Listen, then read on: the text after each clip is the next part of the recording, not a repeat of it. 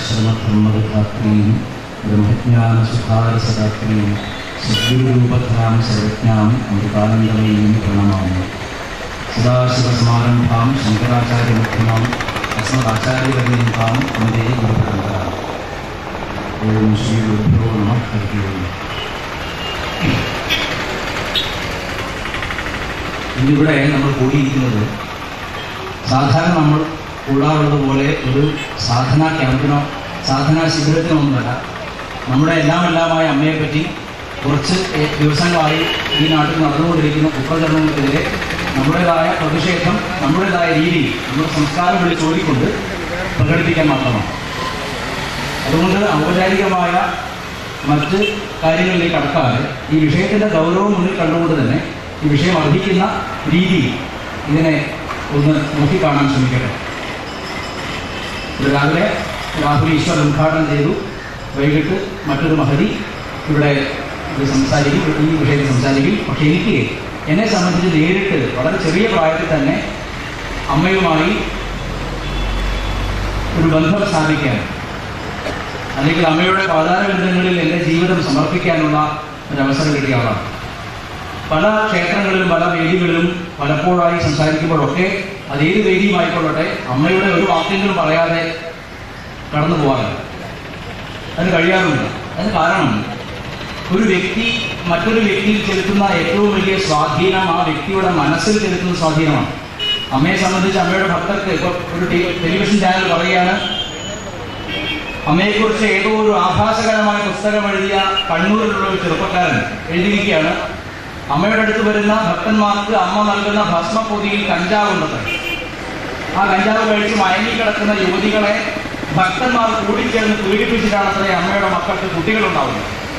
ഇതെല്ലാം സംസ്കാരം നിറഞ്ഞ കേരളീയ സമൂഹത്തിന് മുമ്പിൽ രാത്രി വിളിച്ചോതുന്ന റിപ്പോർട്ടർ ചാനലും ഇന്ത്യ വിഷൻ ചാനലും മീഡിയ വണ്ണും മലയാളിയെ എന്ത് സംസ്കാരമാണ് പഠിപ്പിക്കുന്നതെന്ന് അവരുടെ മുഖത്ത് നോക്കി ചോദിക്കാൻ ഞാൻ താല്പര്യപ്പെടുകയാണ്.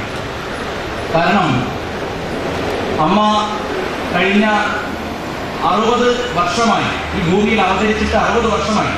ഈ 60 വർഷം അത്രയും അമ്മ ത്യാഗത്തിൻ്റെയും സ്നേഹത്തിൻ്റെയും സേവനത്തിൻ്റെയും ഭാഷണം മാത്രമാണ് നമുക്കെല്ലാം പകർന്നുണ്ട്. നമ്മളവിടെ ആരെയും തെരുവിളിക്കാനോ ആരെയെങ്കിലും വേദനിപ്പിക്കാനോ അമ്മ പറഞ്ഞിട്ടില്ല.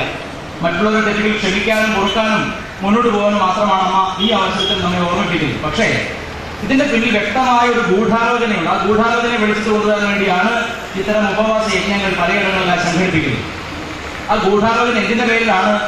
അമ്മയുടെ ആശ്രമത്തിൽ നിന്ന് തന്നെ ഭാര്യയുടെ ചികിത്സാർത്ഥം ആശുപത്രി വരികയും അവിടെ നിന്ന് 50,000 രൂപയിൽ കുറയാത്ത ചികിത്സ സൗജന്യമായി മേടിക്കുകയും ചെയ്ത ശേഷമാണ് മിസ്റ്റർ നികേഷ് കുമാർ താങ്കൾ ഈ ചാനലിൽ നിന്നുകൊണ്ട് അമ്മയെ പറ്റി തെരുവിളിച്ച് പറയുന്നത്.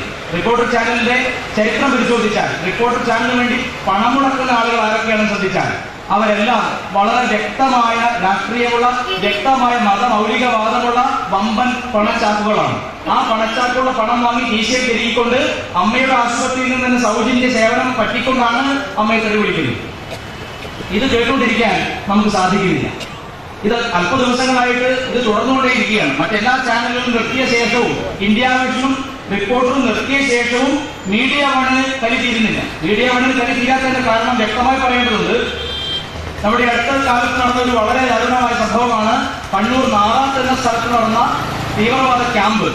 ഇവിടെയുള്ള ഓരോ പോലീസുകാരനും അറിയാം അവിടെ നടന്നത് രാജ്യവിരുദ്ധമായ പ്രവൃത്തിയാണെന്നും രാഷ്ട്രവിരുദ്ധമായ പ്രവൃത്തിയാണെന്നും രാഷ്ട്രത്തെ ശിഥിലമാക്കാൻ വേണ്ടി അകത്തു നിന്നുകൊണ്ട് നമ്മുടെ രാഷ്ട്രത്തിന് ശത്രുക്കളായ പാകിസ്ഥാനെ പണം പറ്റിക്കൊണ്ട് നടത്തിയ ക്യാമ്പാണ് നാറാത്ത് നടന്ന ക്യാമ്പെന്ന് നമുക്ക് എല്ലാവർക്കും അറിയാം. നമ്മുടെ രാഷ്ട്രീയക്കാർക്കറിയാം, നമ്മുടെ നാട്ടിലെ പോലീസ് ഉദ്യോഗസ്ഥർക്കറിയാം.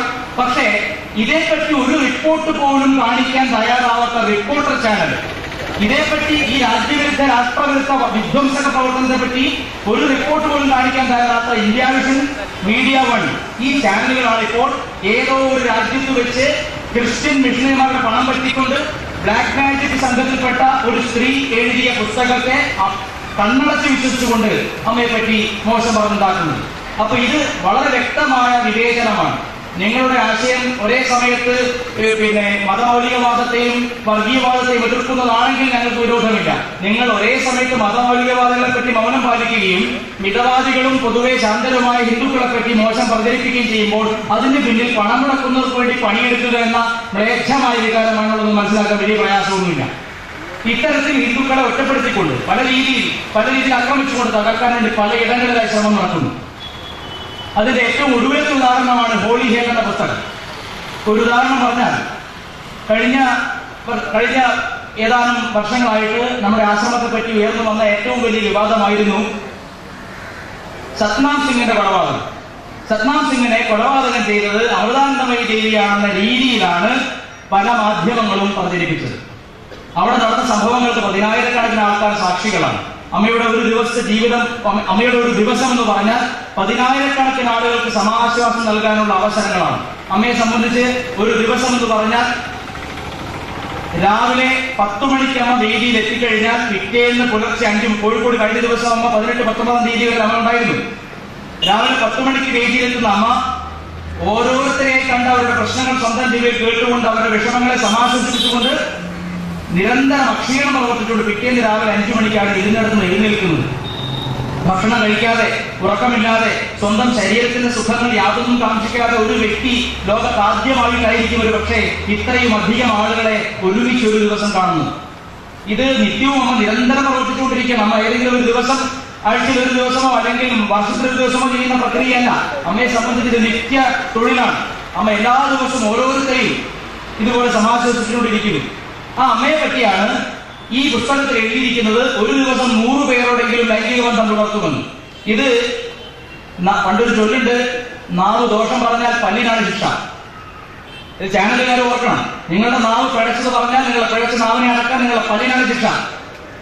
അതുപോലെ തന്നെ അതിൽ കോപ്പ് കൂടുതൽ രാഷ്ട്രീയ അഭിമുഖിക്കണം. നിങ്ങൾ ഇന്ന് ആരെങ്കിലും ഇങ്ങനെ തീ കൊടുത്ത് വിടുകയാണ്. രാഷ്ട്രീയ പാർട്ടികൾ പലതും ചാനലുകളിലൂടെ അവർക്ക് പുറത്തു പറയാൻ മടിയുള്ള കാര്യങ്ങൾ ഒളിഞ്ഞും തെളിഞ്ഞും പറഞ്ഞുകൊണ്ടിരിക്കുകയാണ്. ഇത് മനസ്സിലാവുന്നില്ലെന്ന് കരുതരുത്.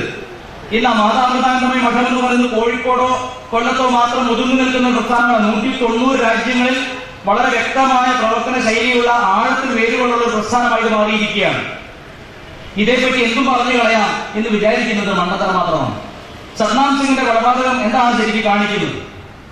അതിന്റെ ഇടയ്ക്ക് ഈ സത്നാം സിംഗിന്റെ കൊലപാതകത്തെ പറ്റി മുസ്ലിം സമുദായമോ അല്ലെങ്കിൽ മറ്റേതെങ്കിലും സമുദായമോ പറഞ്ഞാൽ നമുക്ക് മനസ്സിലാക്കാം, അവരുടെ താല്പര്യങ്ങൾ നടക്കാതെ പോയതിന് വിഷമമാണെന്ന് മനസ്സിലാക്കാം. പക്ഷെ എന്നാൽ സത്നാം സിംഗിന്റെ കൊലപാതകം ഉണ്ടായ ഉടനെ തന്നെ വലിയ എഴുത്തുകാരനായ സക്കറിയ ഉടനെ പേനയുമായിട്ട് വരികയാണ് നമ്മെ കുത്താൻ. സക്കറിയ എഴുതി, സത്നാം സിംഗിന്റെ കൊലപാതകം അമ്മ ആസൂത്രണം ചെയ്തതാണ്. സത്നാം സിംഗിന്റെ വീട്ടിൽ പോയിട്ട് അമ്മ കൊന്നതാണോ? അല്ലെങ്കിൽ സത്നാം സിംഗിന്റെ വീട്ടിലേക്ക് അമ്മയുടെ ഭക്തന്മാരെ പറഞ്ഞേച്ച് കൊല്ലിച്ചതാണോ? അല്ലെങ്കിൽ സത്നാം സിംഗ് നിൽക്കുന്ന സ്ഥലത്ത് പോയിട്ട് ആ ക്യാമ്പുകൾ ആക്രമിച്ചതാണോ? അതോ ഇവിടെ ചില ആളുകൾ ചെയ്യുന്ന പോലെ കുറെ തീവ്രവാദ ക്യാമ്പുകൾ സംഘടിപ്പിച്ച് അമ്മയുടെ ഭക്തന്മാരെ ആയുധ പരിശീലനം നടത്തുന്നുണ്ടോ? ഉണ്ടെങ്കിൽ തെളിവ് കൊണ്ടുവരട്ടെ. പിന്നെ എങ്ങനെയാണ് അമ്മ കൊന്നു എന്ന് പറയുന്നത്? അതിന് കാരണം ഈ സത്നാം സിംഗ് എന്ന ചെറുപ്പക്കാരൻ ബീഹാറിലുള്ള ഒരു ബ്രാഹ്മണനാണെന്ന് പറയുന്നു. ബ്രാഹ്മണനാണെങ്കിൽ പൂണൂരെവിടെ? ഇയാൾ ബ്രാഹ്മണനായിരുന്നെങ്കിൽ പൂണൂരെവിടെ? എന്തിനാണ് ഈ ഇടത്തോട്ട് കൊണ്ടുകൊടുത്തിരിക്കുന്നത്? ഇയാളുടെ പോസ്റ്റ്മോർട്ടം റിപ്പോർട്ട് വായിച്ചു നോക്കിയാൽ അറിയാം, അയാൾ സുന്നത്ത് കർമ്മം ചെയ്തിരുന്നു, ചേലാകർമ്മം ചെയ്തുകൊണ്ട് മുസ്ലിമായി മാറിക്കഴിഞ്ഞിരുന്നു. അപ്പൊ ചേലാകർമ്മം ചെയ്ത് മുസ്ലിമായി മാറിക്കഴിഞ്ഞ ഒരു വ്യക്തി ആശ്രമത്തിൽ വരുമ്പോൾ ഒരുപാട് മുസ്ലിം മക്കൾ അമ്മയ്ക്കുണ്ട്, ഒരുപാട് ക്രിസ്ത്യൻ മക്കൾ അമ്മയ്ക്കുണ്ട്. അമ്മയെ സംബന്ധിച്ച് ജാതിയോ മതമോ അല്ല പ്രശ്നം. ജാതിക്കും മതത്തിനും അതീതമായി ചിന്തിച്ചുകൊണ്ട് ലോകത്തെ ഒന്നടങ്കം ഒരു കുടുംബമായി കാണുന്ന, ലോകത്ത് ജീവിച്ചിരിക്കുന്ന ഏക വ്യക്തി അമ്മയാണെന്ന് അഭിമാനപൂർവ്വം പറയാൻ ഞങ്ങൾ മക്കൾക്ക് കഴിയും. അമ്മയല്ലാതെ ഏതെങ്കിലും ഒരു രാഷ്ട്രീയ കക്ഷിയുടെ നേതാവിനെ വർഗം തിരിച്ചല്ലാതെ, രാഷ്ട്രീയ ഭേദം തിരിച്ചല്ലാതെ ആളുകളെ കാണാൻ കഴിയുന്നുണ്ടോ? ലോകത്ത് ഇന്ന് മതത്തിനും ജാതിക്കും എതിരെ, മതത്തിനും ജാതിക്കും അതീതമായി വിശ്വത്തെ മുഴുവൻ ഒരു കുടുംബമായി, ഋഷിയുടെ സങ്കല്പം തന്നെ വസുദൈവ കുടുംബകം എന്നാണ്. ഈ ഭൂമി മുഴുവൻ ഒരു കുടുംബമാണ്. ഈ ഭൂമി മുഴുവൻ ഒരു കുടുംബമാണെന്ന് കണ്ടുകൊണ്ട് അതുപോലെ ജീവിക്കുന്ന ഒരേ ഒരു മഹാത്മാവ് അമ്മയാണെന്ന് പറയാൻ എനിക്ക് അല്പം അല്ല അഭിമാനമുള്ളത്. ഒരു ഉദാഹരണം പറഞ്ഞാൽ മറ്റു ചില, അതിപ്പോ യാഗക്കാരായാലും യോഗക്കാരായാലും അമ്മയുടെ ഭക്തന്മാരെ അങ്ങോട്ടും ഇങ്ങോട്ടും ആട്ടിക്കൊണ്ടുപോകാൻ വേണ്ടി ഇടയ്ക്കിടയ്ക്ക് ഓരോരുത്തർ അവതരിക്കുമല്ലോ. അത് യാഗക്കാരായാലും യോഗക്കാരായാലും ഒന്ന് പറഞ്ഞുകൊള്ളട്ടെ, അമ്മയുടെ മക്കൾ പണം കണ്ടു വന്നവരല്ല. അമ്മയുടെ മക്കൾ അമ്മയുടെ ദർശനത്തിൽ പണം കണ്ടു വന്നവരല്ല. അമ്മയുടെ മക്കൾ അമ്മയെടുത്ത് വരുന്നത് കഞ്ചാവ് വാങ്ങാനല്ല. ഞാൻ കഴിഞ്ഞ 10-16 കൊല്ലമായിട്ട് അമ്മയെടുത്ത് വരുന്നത് ഒരു പുതിയ കഞ്ചാവ് അവിടെ നിന്ന് കിട്ടിയിട്ടില്ല. അങ്ങനെ ദശലക്ഷക്കണക്കിന് മക്കളെ നമ്മൾ ഉണ്ടാക്കി ലോകം മുഴുവൻ. അതൊന്നും കഞ്ചാവ് കൊടുത്തില്ല. നിങ്ങൾ അങ്ങനെ കഞ്ചാവ് കൊടുത്ത ആളുകളെ ഉണ്ടാക്കാമെങ്കിൽ, കഞ്ചാവ് കൊടുത്ത് 190 രാജ്യങ്ങളിൽ ഒരു പ്രസ്ഥാനം സൃഷ്ടിക്കാൻ പറ്റുമെങ്കിൽ, കഞ്ചാവ് കൊടുത്തുകൊണ്ട് മഹാത്മാഗാന്ധിയുടെയും മാർട്ടിൻ ലൂതർ കിങ്ങിന്റെയും നേതൃത്വത്തിലുള്ള ഒരു അവാർഡ് വാങ്ങാമെങ്കിൽ, നിങ്ങൾ ആൺകുട്ടികൾ ആരെങ്കിലും ഉണ്ടെങ്കിൽ കഞ്ചാവ് കൊടുത്തുകൊണ്ട് ആളെ സംഘടിപ്പിച്ച് കാണിക്കൂ. ഈ റിപ്പോർട്ടർ ചാനലിനുള്ളിൽ ശീതീകരിച്ച മുറിയിൽ നിന്നുകൊണ്ട് കഥ എഴുതി വിടുന്നവന്റെ മ്ലേച്ഛമായ വികാരം എനിക്ക് മനസ്സിലാവും. കാരണം അവൻ സ്വന്തം അമ്മയോട് പോലും അങ്ങനെ പെരുമാറുന്നവനായിരിക്കും. ശീതീകരിച്ച മുറിക്കുള്ളിൽ നിന്നുകൊണ്ട് മാതാപിതാക്കളുടെ പറ്റി ഓരോ എഴുതി തള്ളി വിടുമ്പോ ആലോചിക്കണം, ഒരുപാട് നിഷ്കളങ്കരായ ഭക്തന്മാരുടെ മനസ്സിലേക്കാണ് നിങ്ങൾ കത്തിക്കുത്തി ഇറക്കുന്നത്. ഇത് മറന്നുപോയത്. അതൊന്നാമത്തെ കാര്യം. സത്നാം സിംഗിന്റെ ചെറുപ്പക്കാരൻ മതം മാറിയെന്നും ആരവനെ മതം മാറ്റിയെന്നും എന്തിനു മതം മാറ്റിയെന്നും അന്വേഷിക്കപ്പെടേണ്ടതല്ലേ? എന്തുകൊണ്ട് അന്വേഷിക്കപ്പെടുന്നില്ല? എപ്പോഴും സക്കറി എഴുതുമ്പോൾ ബ്രാഹ്മണൻ, ബീഹാറിലെ ബ്രാഹ്മണനാണോ എഴുതുന്നത്? എന്തുകൊണ്ട് മതം മാറിയ മുസ്ലിം എഴുതുന്നില്ല? എന്തുകൊണ്ട് ബ്രാഹ്മണനായിട്ട് മതം മാറി മുസ്ലിം മതത്തിലേക്ക് ചേക്കേറിയാളാണെന്ന് എന്തുകൊണ്ട് എഴുതുന്നില്ല? എഴുതാൻ പേടിയാണ്. മുട്ടുകൂട്ടിയിരിക്കും. സക്കറിയ, നിങ്ങൾ മുസ്ലിങ്ങളുടെ ഏതെങ്കിലും ഒരു കാര്യം വിമർശിക്കാൻ തയ്യാറായി നിങ്ങളുടെ തല നെൽക്കിടന്ന് ഉരുളും. അതിന് അവർക്ക് ശക്തിയുണ്ട്. അവരത് പലതവണ ലോകത്ത് കാണിച്ചിട്ടുണ്ട്. എന്നാൽ ഹിന്ദുക്കളുടെ വികാരത്തെ ആർക്കും വ്രണപ്പെടുത്താം. അമ്മയുടെ ആശ്രമത്തെ ആർക്കും തെറി പറയാം. സത്യസായിബാബയെ ആർക്കും തെറി പറയാം. ആരും പ്രതികരിക്കില്ല എന്ന ബോധമാണ് നിങ്ങളെ കൊണ്ട് ചെയ്യിക്കുന്നതെങ്കിൽ ആ കാലം മാറിക്കഴിഞ്ഞു എന്നതിന് താക്കിയതാണ് ഈ ഉപവാസ യജ്ഞം. സത്നാം സിംഗ് ആശ്രമത്തിൽ വന്ന് എല്ലാ ഭക്തന്മാരും എന്താണ് ചെയ്യുക? നമ്മൾ രാവിലെ പോവും, മുറിയെടുത്ത് കുളിക്കും. കുളിച്ചു കഴിഞ്ഞ് കുടുംബത്തോടൊപ്പം ഒറ്റയ്ക്കാണെങ്കിൽ ഒറ്റയ്ക്കോ വന്നിട്ട് കസേരയിലിരിക്കും. നമുക്ക് ടോക്കൺ വിതരണം ചെയ്യും. അമ്മയുടെ ആശ്രമത്തിൽ ടോക്കൺ വിതരണം ചെയ്യുന്ന പൈസ വാങ്ങിക്കൊണ്ടല്ല. ഒരു വിദ്വാൻ ഫേസ്ബുക്കിൽ തട്ടിവിടുകയാണ്, അമ്മയുടെ ആശ്രമത്തിൽ വള്ളിക്കാവിൽ പോയവർക്കൊക്കെ അറിയാം, പണം കൊടുത്തുകൊണ്ടാണ് ടോക്കൺ മേടിക്കുന്നത്. ഇവൻ എന്ത് ടോക്കണാണ് മേടിച്ചത്? കഞ്ഞിക്കുള്ള ടോക്കണായിരിക്കും. അമ്മ ഒരു വിദ്വാൻ ഫേസ്ബുക്കിൽ തട്ടി അതിന് ഒരുപാട് ലൈക്കും അടിച്ചിരിക്കുകയാണ്. ഈ ലൈക്ക് അടിക്കുന്നവരൊക്കെ വൈകുന്നേരം സൂര്യൻ അസ്തമിക്കുന്ന സമയം വരെ കലിങ്കിന്റെ മുകളിൽ കൂട്ടിയിരിക്കുന്നവന്മാരാണ്. പ്രത്യേകിച്ച് എന്തെങ്കിലും ജോലിയോ ചിന്തിക്കാനുള്ള വായനാശീലമുള്ളവരൊന്നും ഈ പഠിച്ചു നിൽക്കില്ല. ഇതിനൊക്കെ ലൈക്ക് അടിക്കാൻ പോകുന്ന ആയിരക്കണക്കിന് ചെറുപ്പക്കാർ കേരളത്തിലുണ്ട് എന്നത് ദുഃഖകരമായ സത്യമാണ്. ഇപ്പൊ ഫേസ്ബുക്കിൽ എഴുതിയിരിക്കുകയാണ്, അമ്മയുടെ ആശ്രമത്തിലെ ടോക്കൺ കൊടുക്കുന്നത് പൈസ കൊടുത്തുകൊണ്ടാണ്. ഇവിടെ ഇരിക്കുന്ന ഏതെങ്കിലും ഭക്തനോട് ചോദിക്കുക, അല്ലെങ്കിൽ ധൈര്യമുണ്ടെങ്കിൽ നേരിട്ട് വള്ളിക്കാവ് ആശ്രമത്തിൽ പോവുക. 1 രൂപ പോലും വാങ്ങിക്കൊണ്ടല്ല അമ്മ ടോക്കൺ കൊടുക്കുന്നത്, അമ്മ ദർശനം കൊടുക്കുന്നത്. അമ്മ ജോൺ ബ്രിട്ടാസ് എന്ന മാന്യനായ പത്രപ്രവർത്തകരാണ്. അദ്ദേഹത്തെ മാന്യൻ തന്നെ വിളിക്കണം. കാരണം അമ്മയുടെ അത്യന്ത ബഹുമാനത്തോടു കൂടി മാത്രം ഇന്റർവ്യൂ ചെയ്ത ഒരേ ഒരു മാധ്യമ പ്രവർത്തകനാണ് ജോൺ ബ്രിട്ടാസ്. അദ്ദേഹത്തോട് മാന്യൻ തന്നെ വിളിക്കണം അദ്ദേഹത്തെ. അദ്ദേഹം അമ്മയോട് ചോദിച്ചു, അമ്മേ, ഈ ലോകത്തെ ഉള്ള ഉഷ്ണം, ഈ കലിയുഗത്തിൽ നിങ്ങൾ പറയുന്ന ഈ ലോകത്തുള്ള കാലുഷ്യം കണ്ടിട്ട് ആ കാലുഷ്യത്തെ ചൂഷണം ചെയ്യുകയല്ലേ ചെയ്യുന്നത്? അമ്മ പറഞ്ഞു, ഒരു ഡോക്ടറുടെ അടുത്ത് വിഷമിച്ചു വരുന്ന രോഗിയുടെ രോഗത്തിന്റെ അവസ്ഥ ചൂഷണം ചെയ്യുകയാണോ ഡോക്ടർ, അതോ അയാളെ സഹായിക്കുകയാണോ? ഡോക്ടർ അത് ചെയ്യുന്നത് പണം വാങ്ങിക്കൊണ്ടാണ്. അമ്മ പണം വാങ്ങാതെയാണ് ചെയ്യുന്നത്. അമ്മ ഒരു ദിവസം ഒരു ടോക്കൺ 1 രൂപ വെച്ച് കൊടുത്താൽ ഒരു ദിവസം അമ്മയ്ക്ക് 50,000 രൂപ ഉണ്ടാക്കാം. അമ്മ അത് ചെയ്യുന്നില്ല. സൗജന്യമായിക്കൊണ്ടാണ്.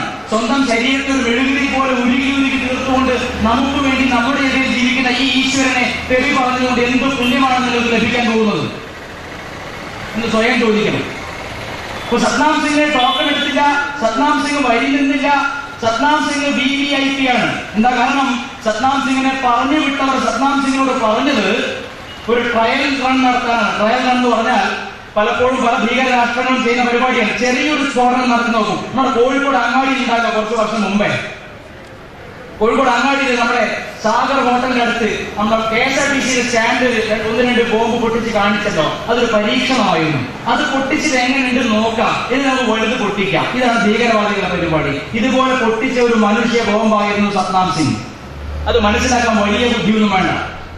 കാരണം ദർശനത്തിന് വരുന്ന എല്ലാ രീതികളെയും തെറ്റിച്ചുകൊണ്ട് വേദിയിലേക്ക്, അമ്മയിരിക്കുന്ന വേദിയിലേക്ക് ചാടി കയറുകയും, അത് വെറുതെ ചാടി കയറിയതല്ല, ബിസ്മില്ലാഹിർ റഹ്മാനിർ റഹീം, അല്ലാഹു അക്ബർ, ബോലോ തക്ബീർ എന്ന് വിളിച്ചുകൊണ്ടാണ് സത്നാം സിംഗ് അമ്മയുടെ വേദിയിലേക്ക് ചാടി കയറുകയും. ഇവിടെ ഇരിക്കുന്ന എന്റെ മുസ്ലിം സഹോദരന്മാരുണ്ടെങ്കിൽ അവർക്കറിയാം, പള്ളിയില് ബാങ്ക് കൊടുക്കാനുള്ള കൃത്യസമയങ്ങൾക്ക് അപ്പുറത്ത് എപ്പോഴെങ്കിലും ബോലോ തക്ബീർ മുഴക്കിയാൽ എന്താണ് മുസ്ലിങ്ങൾ ചെയ്യേണ്ടതെന്ന് ഹദീസിൽ വ്യക്തമായി എഴുതിയിട്ടുണ്ടല്ലോ. അപ്പോൾ അമ്മയുടെ ആശ്രമം പോലെ പരിപാവനമായ ഒരു സനാതനധർമ്മ പീഠത്തിൽ കയറിയിട്ട് അമ്മയുടെ അടുത്തേക്ക് ആക്രോശിച്ചുകൊണ്ട് ബിസ്മില്ലാഹിർ റഹ്മാനിർ റഹീം, അല്ലാഹു അക്ബർ, ബോലോ തക്ബീർ എന്ന് വിളിച്ചുകൊണ്ട് തീർന്ന ഒരു ചെറുപ്പക്കാരനെ ഞങ്ങൾ തടഞ്ഞത് തെറ്റായി പോയി എന്ന് മാധ്യമങ്ങൾ പറയുന്നുണ്ടെങ്കിൽ നിങ്ങൾ ആഗ്രഹിച്ചത് എന്താണ്? ശരിക്കും നിങ്ങൾ ആഗ്രഹിച്ച് ഞങ്ങളത് കളയാൻ പാടില്ല, അമ്മയെടുത്ത് വന്നിട്ട് അമ്മയെ പിച്ച് ചീന്തിക്കോട്ടെന്നാണോ? സ്വന്തം അമ്മയെ പിച്ച് ചീന്താൻ വിട്ടുകൊടുത്തോട് നോക്കി നിൽക്കുന്നവൻ പുത്രനാകുമോ? ഞങ്ങൾ അമ്മയുടെ മക്കളാണ്. ഞങ്ങളെ സംബന്ധിച്ച് സത്നാം സിംഗ് എന്ന് പറയുന്ന വ്യക്തിയോട് വ്യക്തിപരമായി യാതൊരു ദ്വേഷവുമില്ല. സത്നാം സിംഗിനെ പറഞ്ഞു വിട്ട, സത്നാം സിംഗിന്റെ പുറകിൽ പ്രവർത്തിക്കുന്ന ചില മേധാശക്തികളുണ്ട്. അവർ അന്താരാഷ്ട്ര ഭീകരവാദികളാണ്. അവരോട് സന്ധിയില്ലാത്ത പോരാട്ടമുണ്ട്. കാരണം ഈ രാഷ്ട്രത്തിന്റെ നയമതാണ്. എന്താണ് തീവ്രവാദം? നമ്മുടെ ഭരണഘടന വ്യക്തമായി നിർവചിച്ചിട്ടുണ്ട് തീവ്രവാദം എന്താണ്. തീവ്രവാദം എന്ന് പറഞ്ഞാൽ any armed agitation against sovereignty of a nation is called terrorism. ഒരു രാജ്യത്തിന്റെ അഖണ്ഡതയ്ക്കെതിരെ ആയുധമേന്തി നടത്തുന്ന ഏത് പോരാട്ടവും തീവ്രവാദമാണ്. ഈ രാജ്യത്തിന്റെ അഖണ്ഡതയ്ക്കെതിരെ പോരാടുന്ന ആളുകളാണല്ലോ കണ്ണൂർ നാറാത്ത് തീവ്രവാദ പരിശീലന ക്യാമ്പ് നടത്തിയത്. അതേ ആളുകളാണല്ലോ കോഴിക്കോട് അങ്ങാടിയിൽ ബോംബ് പൊട്ടിച്ചത്. അതേ ആളുകളാണല്ലോ തെക്കോട്ടൂർ ഭാഗത്ത് ഒരു അധ്യാപകന്റെ കൈവെട്ടിയത്. ഇവരെ പറ്റിയൊന്നും നിങ്ങൾക്ക് ചർച്ചയില്ല. രാവ് വെളുക്കുവോളം നിങ്ങൾ അമ്മയെപ്പറ്റി ചർച്ച ചെയ്യുന്നു. ഈ കഴിഞ്ഞ ദിവസം റിപ്പോർട്ടർ ചാനൽ രാത്രി അടയാളം എന്നൊരു പരിപാടി നടത്തി. അടയാളം ആ പരിപാടിയിൽ അമ്മയെ കാണിക്കുമ്പോഴൊക്കെ ഒരു ഡാർക്ക് നിറം ഇരുണ്ട നിറം കൊടുക്കുകയാണ്. അപ്പൊ ആളുകൾ അതുപോലെ മ്യൂസിക്കും കൊടുക്കുകയാണ്, ബാക്ക്ഗ്രൗണ്ട് മ്യൂസിക് കൊടുക്കുകയാണ്. കാണുന്നവർക്കോ ഇതെന്തോ ഒരു ഭീകര ജീവിയാണെന്ന് തോന്നിക്കാൻ വേണ്ടി. നിങ്ങൾ ഇതല്ല, ഇതിന്റെ അപ്പുറം 24 മണിക്കൂറും കഴിച്ചാലും അമ്മയുടെ ഒരു ഭക്തനെ പോലും മാറ്റാൻ സാധിക്കില്ലെന്ന് ഉറക്കെ പറയുകയാണ്. ഇത് എത്രയോ കാലമായി നിങ്ങൾ തുടങ്ങിയിട്ട് ഇന്നോ ഇന്നലെ തുടങ്ങിയില്ല, എത്രയോ കാലങ്ങളാണ് നിങ്ങൾ തുടങ്ങിയ കാര്യമാണ്. ഇതുവരെ വിജയിച്ചില്ലല്ലോ. ഇനി നിർത്തിക്കൂടെ ഈ പണി, ഉൾപ്പില്ലാത്ത പണി. കാരണം ഈ അടുത്ത് ഈ ഭാഗത്തൊക്കെ നിൽക്കുന്ന ഒരുപാട് ടെലിവിഷൻ ചാനൽ പ്രവർത്തിക്കുന്നത് അവർ ക്രിസ്തുവിന്റെ വളരെ അടുത്താണ് സംസാരിക്കുന്നത്. ആർക്കും ഒന്ന് കേൾക്കാം, നിങ്ങൾക്ക് എഴുതാം, നിങ്ങൾ എഴുതി കൊടുക്കുന്നു തകർന്നു വിടുന്ന സീറ്റ് കൊട്ടാരം അല്ല മാതാ അമൃതാനന്ദ മിഷൻ ട്രസ്റ്റ്. അമ്മ പറഞ്ഞു എന്നോട് ഇപ്രാവശ്യം അമ്മ വന്നപ്പോൾ എനിക്ക് വളരെ വിഷമമായി. ഞാൻ ആ പുസ്തകം 2 മാസം മുമ്പ് കിട്ടിയതാണ്. കയ്യിലെ പുസ്തകത്തെ പറ്റിയുള്ള ശരി എക്സെപ്റ്റ് ഈ അടുത്ത ദിവസമാണ് പുസ്തകം മുഴുവൻ വായിക്കുന്നത്. പുസ്തകത്തെ പറ്റിയുള്ള ഏതാനും ശകലങ്ങൾ 2 മാസം മുമ്പ് എനിക്ക് കിട്ടിയതാണ്. അത് അമേരിക്കക്കാരൻ അന്നേ വായിച്ച് ചവറ്റുകൊട്ടയിൽ കളഞ്ഞതാണ്. അവനറിയാം ഇങ്ങനെയുള്ള പ്രചരണങ്ങളൊക്കെ പിന്നിൽ ആരാണെന്ന് അറിയാം, വ്യക്തമായിട്ടറിയാം. കാരണം സ്വന്തം ഗുരുവിനെ ഒറ്റുകൊടുത്ത് അടിച്ചുകൊന്ന് കെട്ടിത്തൂക്കിയവർക്ക് മാത്രമേ മറ്റൊരു ഗുരുവിനോട് ഇതുപോലെ ചെയ്യാൻ സാധിക്കൂ. സ്വന്തം ഗുരുവിനെ അടിച്ചുകൊന്ന് ഒറ്റുകൊടുത്ത് കെട്ടിത്തൂക്കിയവർക്ക് മാത്രമേ മറ്റൊരു ഗുരുവിനോട് അപമര്യാദയെ പെരുമാറാൻ സാധിക്കുകയുള്ളൂ. മാതാ അമൃതാനന്ദ മഠത്തിൽ എവിടെ എഴുതിയിട്ടില്ല ഹിന്ദുക്കൾക്ക് പ്രവേശനമില്ല എന്ന്. എന്നോട് കഴിഞ്ഞ ദിവസം ഒരാൾ പറയുകയാണ്, നിങ്ങൾ ഹിന്ദുക്കളുടെ ക്ഷേത്രം എന്താ ഇങ്ങനെ, പിന്നെ ഗുരുവായൂർ പോകണമെങ്കിൽ ഹിന്ദുക്കൾക്ക് മാത്രമല്ലേ കയറാൻ പറ്റൂ. ഞാൻ പറഞ്ഞു ഗുരുവായൂർ പോകണ്ട, ശബരിമല പോയിക്കോ. ശബരിമല എല്ലാവരും നമ്മുടെ ഗാനഗന്ധർവൻ KG യേശുദാസ് കഴിഞ്ഞ 28 കൊല്ലമായിട്ട് ശബരിമല പോകുന്നുണ്ടല്ലോ. അയാളുടെ മകനും പോകുന്നുണ്ട്. അതുപോലെ മൂകാംബികയെ പോയിക്കോ. ഗുരുവായൂരുടെ തത്വസമുച്ചയ ശാസ്ത്രപ്രകാരം ഗുരുവായൂർ അങ്ങനെ ഉണ്ടെങ്കിൽ അത് മാനിക്കണം. പിന്നെ അഹിന്ദുക്കളെ ഇവിടെ ക്ഷേത്രത്തിൽ കയറ്റരുതെന്ന ബോർഡ് വെക്കാനുള്ള കാരണം ചിന്തിക്കാത്തതെന്താ? നിങ്ങൾ എന്തുകൊണ്ടാണ് ഞങ്ങൾ ഇത്രയും ഡിഫൻസ് എടുക്കാൻ കാരണം നിങ്ങൾ ചിന്തിക്കാത്തതെന്താ? നിങ്ങൾക്കറിയാമല്ലോ 1921 കേരളത്തിൽ നടന്ന മാപ്പിള ലഹളയുടെ ഭാഗമായിട്ട് ലക്ഷക്കണക്കിന് ഹിന്ദുക്കളാണ് കഴുത്തറുത്ത് പോകുന്നത്. നമുക്കറിയാം ഇപ്പോഴും മഞ്ചേരി പോയിന്നൊക്കെ ഊര് കിണറ് ആ നാട്ടുകാരല്ല ചരിത്രം പറയും എത്രയോ ഹിന്ദുക്കളെ വെട്ടിക്കൂട്ടിയിരിക്കുന്നതാണ്. നമുക്കറിയാം ശ്രീനാരായണ ഗുരുദേവന്റെ ശിഷ്യനും മിതവാദിയും സാത്വികനുമായ മഹാകവി കുമാരനാശാൻ ദുരവസ്ഥ എന്ന കവിത എഴുതാനുള്ള സാഹചര്യം മനസ്സിലാക്കുക. കേരളത്തിൽ വന്നിട്ട് ഹിന്ദുക്കൾ അനുഭവിക്കുന്ന ഈ കഷ്ടത, വീടുകളിൽ ഹിന്ദു വീടുകളിൽ ഓടി കയറുകയാണ് ഭാരതത്തിക്കൊണ്ട്. അല്ലാതെ ഈ സത്നാം സിംഗിനെ പോലുള്ള അനേക സത്നാമുകൾ ഹിന്ദുക്കളുടെ വീട്ടിലേക്ക് വാളുമായിട്ട് ഓടിക്കയറാണ്. അല്ലാഹു അക്ബർ എന്ന് വിളിച്ചിട്ട് വെട്ടിക്കൊല്ലുകയാണ്. ചോദ്യോത്തരവൊന്നുമില്ല, ചാനലിൽ ചർച്ചയൊന്നുമില്ല. അങ്ങനെ കൊല്ലപ്പെട്ട ആയിരക്കണക്കിന് ഹിന്ദുക്കളുടെ മക്കളും മതം മാറിയിട്ടാണ് ഒരു ജില്ല ഈ രാജ്യത്തുണ്ടായത്. മറക്കരുത്, മറക്കാൻ താല്പര്യപ്പെടുന്നുമില്ല. ആര് മറക്കാൻ ശ്രമിച്ചാലും മറക്കാൻ സാധിക്കുകയില്ല. ഇതിന്റെ തുടർച്ചയാണ് ഇത്തരത്തിൽ അവിടെ നിന്ന് ഇവിടെ നിന്നും അമ്മയ്ക്കെതിരെ വരുന്ന ആരോപണങ്ങൾ. കാരണം നമുക്കറിയാം ഒരു 10-30 വർഷം മുമ്പത്തെ കേരളത്തിന്റെ ചരിത്രം എടുക്കുക. ഒരു കാവ് നശിച്ചാൽ അത്രയും അന്ധവിശ്വാസം നശിച്ചു, ഒരു വിഗ്രഹം തകർത്താൽ അത്രയും വെളിച്ചം വന്നു, അമ്പലത്തിന് തീയിട്ടാൽ ലോകം നന്നായി എന്ന് വിശ്വസിച്ചുകൊണ്ടിരുന്ന ഒരു കേരളത്തിലേക്കാണ് മഹാകാളിയുടെ ദേവിയുടെ അവതാരം പള്ളിക്കാവ് ഉണ്ടാവുന്നു. ആ അമ്മയുടെ അവതാരത്തിന് ശേഷം ഈ കേരളം എത്ര മാറി. അമ്മ പ്രസംഗിച്ചിട്ടല്ല ആളുകളെ മാറ്റിയത്, അമ്മ മാർച്ച് നടത്തിയിട്ടല്ല ആളുകളെ മാറ്റിയത്, അമ്മ പണം വാങ്ങിയിട്ടല്ല ആളുകളെ മാറ്റിയത്. അമ്മ മാറ്റിയത് സ്വയം ജീവിതത്തിൽ ആദർശം ജീവിച്ച് ഓരോ നിമിഷവും കാണിച്ചുകൊണ്ടാണ് നമ്മളെല്ലാം മാറ്റിയത്. ഇന്ന് കേരളത്തിലെ ലോകത്ത് അറിയപ്പെടുന്ന ഏറ്റവും നല്ല മാതൃകേതെന്ന് ചോദിച്ചാൽ അഭിമാനപൂർവ്വം നമ്മൾ ഓരോ മക്കൾക്കും പറയാൻ സാധിക്കും, അത് അമ്മയാണ്, അമ്മ മാത്രമാണ്. കാരണം ഞാൻ നേരത്തെ പറഞ്ഞതിലേക്ക് ഒന്നുകൂടി തിരിച്ചു വരാം. സത്നാം സിംഗ് ദർശനത്തിൽ വന്ന സത്നാം സിംഗ് എന്തിനാണ് അമ്മയോട് അറബി വാക്കുകൾ പറയുന്നത്? എന്താ അമ്മയെ അറബി ദേവതയായിട്ടാണ് ആരാധിക്കുന്നത്? അല്ലാഹു അക്ബർ എന്നൊക്കെ വിളിച്ച് ആക്രോശിക്കുന്ന എന്താണ്? പോലീസുകാരെ പിടിച്ചപ്പോൾ ജോയ് എന്ന പേരുള്ള ഒരു പോലീസുകാരന്റെ കൈ കടിച്ച് മുറിച്ചുകയാണ്. ആ സമയത്ത് ആ പോലീസുകാരെ ഉപദ്രവിച്ചാൽ അവർ വെറുതെ ഉള്ളൂ.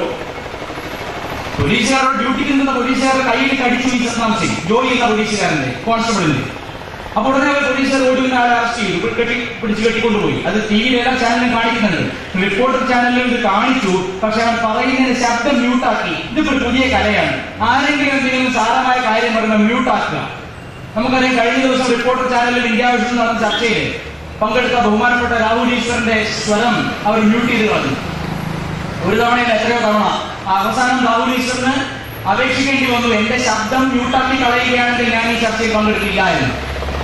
എന്നിട്ട് അദ്ദേഹത്തിന് പറയാൻ സ്വാതന്ത്ര്യം കിട്ടിയ സമയത്ത് 1 മിനിറ്റ് പോലും സംസാരിക്കാൻ അനുവദിക്കാതെ പെട്ടെന്ന് ചർച്ച നടത്തുന്ന ആൾ പറയാണ്, നമ്മുടെ സമയം അവസാനിക്കുകയാണ്, ഇനി ലുലുവിന്റെ പരസ്യം കാണിക്കാനായിട്ട് നിർത്തട്ടെ.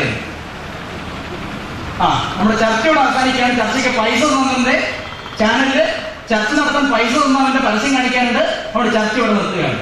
നോക്കണം, ഇത്ര സൂക്ഷ്മമായിട്ട് ഹിന്ദുധർമ്മത്തിന്റെ ആചാര്യന്മാരെ അവഹേളിക്കാൻ വേണ്ടി ചാനലുകൾക്ക് ആരാണ് ഇത്ര സ്വാതന്ത്ര്യം കൊടുത്തത്? നിങ്ങൾക്ക് പറയണമെന്നല്ല, മാധ്യമങ്ങളുടെ സ്വാതന്ത്ര്യം പരമപ്രധാനമാണ്. കാരണം അടിയന്തരാവസ്ഥ കാലത്ത് മാധ്യമങ്ങളുടെ വായടച്ചു കെട്ടിയപ്പോൾ ഇവിടെ മനുഷ്യന്റെ ജീവിതം എത്രത്തോളം ദുസ്സഹമായി നമ്മൾ കണ്ടതാണ് നേരിട്ട്. അതുകൊണ്ട് മാധ്യമങ്ങളുടെ സ്വാതന്ത്ര്യമാണ്. പക്ഷേ വാഹനം ഓടിക്കാനുള്ള സ്വാതന്ത്ര്യം, സിഗ്സാഗായിട്ട് വാഹനം ഓടിക്കാനുള്ള സ്വാതന്ത്ര്യം തെറ്റിദ്ധരിക്കരുത്. നിങ്ങളുടെ സ്വാതന്ത്ര്യം മറ്റുള്ളവർക്ക് പാരതന്ത്ര്യം സൃഷ്ടിക്കരുത്. അവനവൻ ആത്മസുഖത്തിനായി ആചരിപ്പവ അവരന്റെ സുഖത്തിനായി വരണമെന്ന് ശ്രീനാരായണ ഗുരുദേവന്റെ വാക്കുകൾ ഓർത്താൻ നന്ന്. കഴിഞ്ഞ ദിവസം റിപ്പോർട്ടർ ചാനലിന്റെ പരിപാടിയിൽ പറയാണ്, ശ്രീനാരായണ ഗുരുവിനെ പോലെയുള്ള മഹാത്മാക്കൾ അമ്പലം പ്രതിഷ്ഠിച്ച നാടാണിത്, അതുകൊണ്ടാണ് ഞങ്ങൾ അമ്മയെ വിമർശിക്കുന്നത്. അതെന്താ മനസ്സിലായില്ല. ഇപ്പോൾ എവിടുന്ന് വന്നു പെട്ടെന്നൊരു ശ്രീനാരായണ ഭക്തി? ശ്രീനാരായണ ഗുരുദേവൻ ക്ഷേത്രം പ്രതിഷ്ഠിച്ചു, ശരിയാണ്. അധസ്ഥിതരായ ഒട്ടനേകം ഹിന്ദുക്കൾക്ക് ആരാധനാ സൗകര്യം ഒരുക്കി കൊടുത്തത് നിങ്ങളുടെ ചാനലുകാരൊന്നുമല്ലല്ലോ, അല്ലെങ്കിൽ ചാനലിനോട് പൈസ കൊടുക്കുന്ന ആൾക്കാരല്ലോ. ഹിന്ദുധർമ്മത്തിൽ ജനിച്ച, ഇവിടുത്തെ ശാസ്ത്രങ്ങൾ പഠിച്ച, തപസ് ചെയ്ത് ഉയർന്ന ജീവൻമുക്തനായ മഹാത്മാക്കൾ തന്നെയാണ് ഈ സംസ്കാരത്തെ ഉദ്ധരിച്ചിട്ടുള്ളത്. നിങ്ങളുടെ ചാനലിന്റെ സഹായം കൊണ്ടൊന്നുമല്ല ഹിന്ദുധർമ്മം നിലനിൽക്കുന്നത്. അത് മനസ്സിലായിക്കോണം. അതുകൊണ്ട് കാര്യം വരുമ്പോൾ ശ്രീനാരായണ ഗുരുവിനെ പൊക്കി പറയാം, അപ്പൊ അമ്മയെ കെട്ടി പറയാം. ഓരോ സമയം വരുമ്പോൾ നിങ്ങൾക്ക് ഓരോ സ്വഭാവമാണ്. ഇതിന് പറയുന്നത് വ്യക്തമായി പിതൃത്വ നിർണയം ചെയ്യാത്തതുകൊണ്ടാണ് ഇങ്ങനത്തെ സ്വഭാവം ഉണ്ടാകുന്നത്. നിങ്ങൾക്ക് ഓരോ സമയത്ത് ഓരോ സ്വഭാവമാണ്. നിങ്ങൾക്ക് ഇന്നൊരാളെ പോയിട്ടും നാളെ ആളെ ഇകഴ്ത്തും. നിങ്ങളുടെ വ്യക്തിത്വം എന്താണ്? ചർച്ച നിയന്ത്രിക്കുന്ന ആൾ പറയാണ്, ഭജനയുടെ താളങ്ങൾക്കപ്പുറത്ത് അമ്മയ്ക്ക് ഭോഗത്തിന്റെ കിടപ്പുണ്ട്. ഇവൻ അമ്മയുടെ കിടപ്പുടെ ഒളിഞ്ഞു നോക്കുക. അമ്മയ്ക്ക് കിടപ്പുണ്ടോ? അതിന് ഒരു ദിവസം 20 മണിക്കൂർ കുറയാതെ ദിവസവും ആളുകളെ നേരിട്ട് കാണുന്ന പൊതുജന മധ്യത്തിൽ ജീവിക്കുന്ന ഒരു മഹതിയെ പറ്റി ഇത്ര പറയാൻ ഇവനൊക്കെ എവിടുന്ന് ധൈര്യം കിട്ടി? അപ്പോൾ അത് പണത്തിന്റെ ധൈര്യമാണ്, പണത്തിന്റെ ഹുങ്കാണ്. പണത്തിന്റെ ഹുങ്കും കൊണ്ട് സാധാരണക്കാരുടെ അടുത്തേക്ക് എത്തിയാൽ എന്താവും ഗതി എന്ന് പ്രത്യേകിച്ച് പറയാനുള്ളതില്ല. നമുക്കറിയാം. ഞാൻ ഒരു ഉദാഹരണം പറഞ്ഞാൽ, മുമ്പ് ഒരു പോലീസ് ഉദ്യോഗസ്ഥൻ, വളരെ ഉയർന്ന ഉദ്യോഗസ്ഥനാണ്. അദ്ദേഹം അമ്മയുടെ ഭക്തനൊന്നുമല്ല. അദ്ദേഹം അമൃത ഹോസ്പിറ്റൽ ഉദ്ഘാടന സമയത്ത് ഡ്യൂട്ടിക്കുണ്ടായിരുന്ന ഉദ്യോഗസ്ഥനാണ്. അദ്ദേഹം അമ്മയുടെ ഭക്തനൊന്നുമല്ല. അദ്ദേഹം ഷൂസ് അഴിച്ചില്ല, തൊപ്പി ഊരിയിട്ടില്ല. ആ സമയത്ത് അമ്മ കാറിൽ ഇറങ്ങി വരുമ്പോൾ നമ്മൾ നേരിട്ട് കാണുന്ന കാഴ്ചയാണ്. ഉടനെ ആരും പറയാതെ തന്നെ, ആരുടെയും സമ്മർദ്ദമില്ലാതെ തന്നെ അയാളുടെ ഷൂസ് ഊരി തൊപ്പി അഴിച്ചിട്ട് അമ്മയുടെ പാദത്തിൽ പോയി നമസ്കരിക്കുകയാണ്. ഇത്ര നൈസർഗികമായി പെട്ടെന്ന് ഒരു വ്യക്തിയെ തന്റെ പാദത്തിലേക്ക് അടുപ്പിക്കുന്ന ഈ ശക്തി ഈശ്വരനല്ലാതെ എന്താണ് ഞങ്ങൾ വിളിക്കേണ്ടത്? നിങ്ങൾ ആർക്കെങ്കിലും സാധിക്കുമോ? നിങ്ങൾ വീട് തോറും കയറി അതിന് നോട്ടീസ് വിതരണം ചെയ്യുന്നു. കർത്താവിലേക്ക് ഒരു കർത്താവിലൂടെ മാത്രമേ രക്ഷയുള്ളൂ. നിങ്ങൾ അമ്പലങ്ങൾ പൊളിച്ച് പള്ളികൾ ഉണ്ടാക്കുന്നു. നിങ്ങൾ മദ്രാസിലെ മൈലാപ്പൂരിൽ പോയി കഴിഞ്ഞാൽ അവിടെയുള്ള ശിവക്ഷേത്രം കൊടുത്തിട്ടാണ് സെന്റ് തോമസിന് സ്മാരകം കെട്ടിയിരിക്കുന്നത്. നിങ്ങൾ ഇങ്ങനെ ഹിന്ദുധർമ്മത്തിലെ എല്ലാ പീഠങ്ങളെ ആക്രമിച്ചുകൊണ്ട് ഹിന്ദുക്കൾ അവഹേളിച്ചുകൊണ്ട് ഈ രാജ്യത്ത് ജീവിക്കുന്നു. അത് ഹിന്ദുക്കളുടെ സഹിതമുണ്ടല്ലേ? അപ്പോൾ എന്നാൽ അങ്ങനെ ചിന്തിച്ചു കഴിഞ്ഞാൽ അങ്ങോട്ട് ഒരു പാലമിട്ടാൽ അങ്ങോട്ടും ഇങ്ങോട്ടും വേണ്ടേ? ഹിന്ദുധർമ്മത്തിന് മഹതികളായ മഹാന്മാരായ ആചാര്യന്മാരെ അവഹേളിക്കാതിരുന്നുകൂടെ? ഈ പുസ്തകത്തിന് പണം കൊടുത്ത ഓസ്ട്രേലിയക്കാരിയായ ബ്ലാക്ക് മാജിക് സംഘത്തിൽപ്പെട്ടിട്ടുള്ള ഒരു സ്ത്രീ എഴുതിയ മറ്റൊരു പുസ്തകം നമ്മളെല്ലാം വായിക്കേണ്ടതാണ്. ഈ ഗായത്രി എന്ന നാമധേയം സ്വീകരിച്ച, ഇവിടെ നിന്ന് ആസ്ട്രേലിയയിൽ പോയി അമേരിക്കയിൽ പോയി ജീവിക്കുന്ന ഈ സ്ത്രീക്ക് പുസ്തകം എഴുതാൻ പണം കൊടുത്ത, പ്രചോദനം കൊടുത്ത മറ്റൊരു സ്ത്രീയുണ്ട്. അവര് അവിടുത്തെ അറിയപ്പെടുന്ന ക്രിസ്ത്യൻ ബ്ലാക്ക് മാജിഷ്യനാണ്. ആ സ്ത്രീ എഴുതിയ മറ്റൊരു പുസ്തകത്തിൽ എഴുതിയിരിക്കുന്നത്, ഈ മാതാ അമൃതാനന്ദമയി ദേവിയെ നിങ്ങൾ വിളിച്ച് ആരാധിക്കുന്ന ആളുണ്ടല്ലോ, അവർ ചൊവ്വാ ഗ്രഹത്തിൽ നിന്ന് വന്ന ഒരു ദുർദേവതയാണ്. റിപ്പോർട്ടർ ചാനലുകാരാ, ഇന്ത്യ വിഷൻകാരാ, നിനക്ക് അക്ഷരാഭ്യാസം ഉണ്ടെങ്കിൽ, നിനക്ക് അടിസ്ഥാനപരമായ വിവേകമുണ്ടെങ്കിൽ ഇതെല്ലാം വിഴുങ്ങാൻ നിന്നെക്കൊണ്ട് മാത്രമേ സാധിക്കൂ. ഞങ്ങൾക്കത് പറ്റില്ല. അമ്മ ചൊവ്വാഗ്രഹത്തിൽ വന്ന ദുർദേവതയാണെന്ന് വിചാരിക്കാൻ ഞങ്ങൾക്ക് സാധിക്കുന്നില്ല. കാരണം നിങ്ങളൊക്കെ നിങ്ങളുടെ ബൈബിളിലും ഖുറാനിലും കൊട്ടിഘോഷിക്കുന്ന ദൈവത്തെക്കാൾ സ്നേഹവും കാരുണ്യവും ഉള്ള ദേവതയാണ് ഞങ്ങളുടെ അമ്മ. ഞങ്ങളുടെ അമ്മ മുമ്പിൽ അറിയുന്ന മനുഷ്യന്റെ വിഷമം മാത്രമേ കാണുന്നുള്ളൂ. അവന്റെ മതം ഏതെന്നോ അവന്റെ ജാതി ഏതെന്നോ. ഇനി അന്യമതത്തിൽ അന്യദൈവങ്ങളെ ആരാധിച്ചാൽ, ബഹുദൈവാരാധന ചെയ്താൽ, വിഗ്രഹാരാധന ചെയ്താൽ കഴുത്തടുത്ത് കൊല്ലാനോ അമ്മ ആഹ്വാനം ചെയ്യുന്നില്ല. നിങ്ങളുടെ മതഗ്രന്ഥങ്ങൾ അത് ആഹ്വാനം ചെയ്യുന്നുണ്ട്. അമ്മ ആഹ്വാനം ചെയ്യുന്നില്ല. അമ്മ എല്ലാവരും സ്നേഹിക്കാൻ മാത്രമാണ് പഠിപ്പിക്കുന്നത്.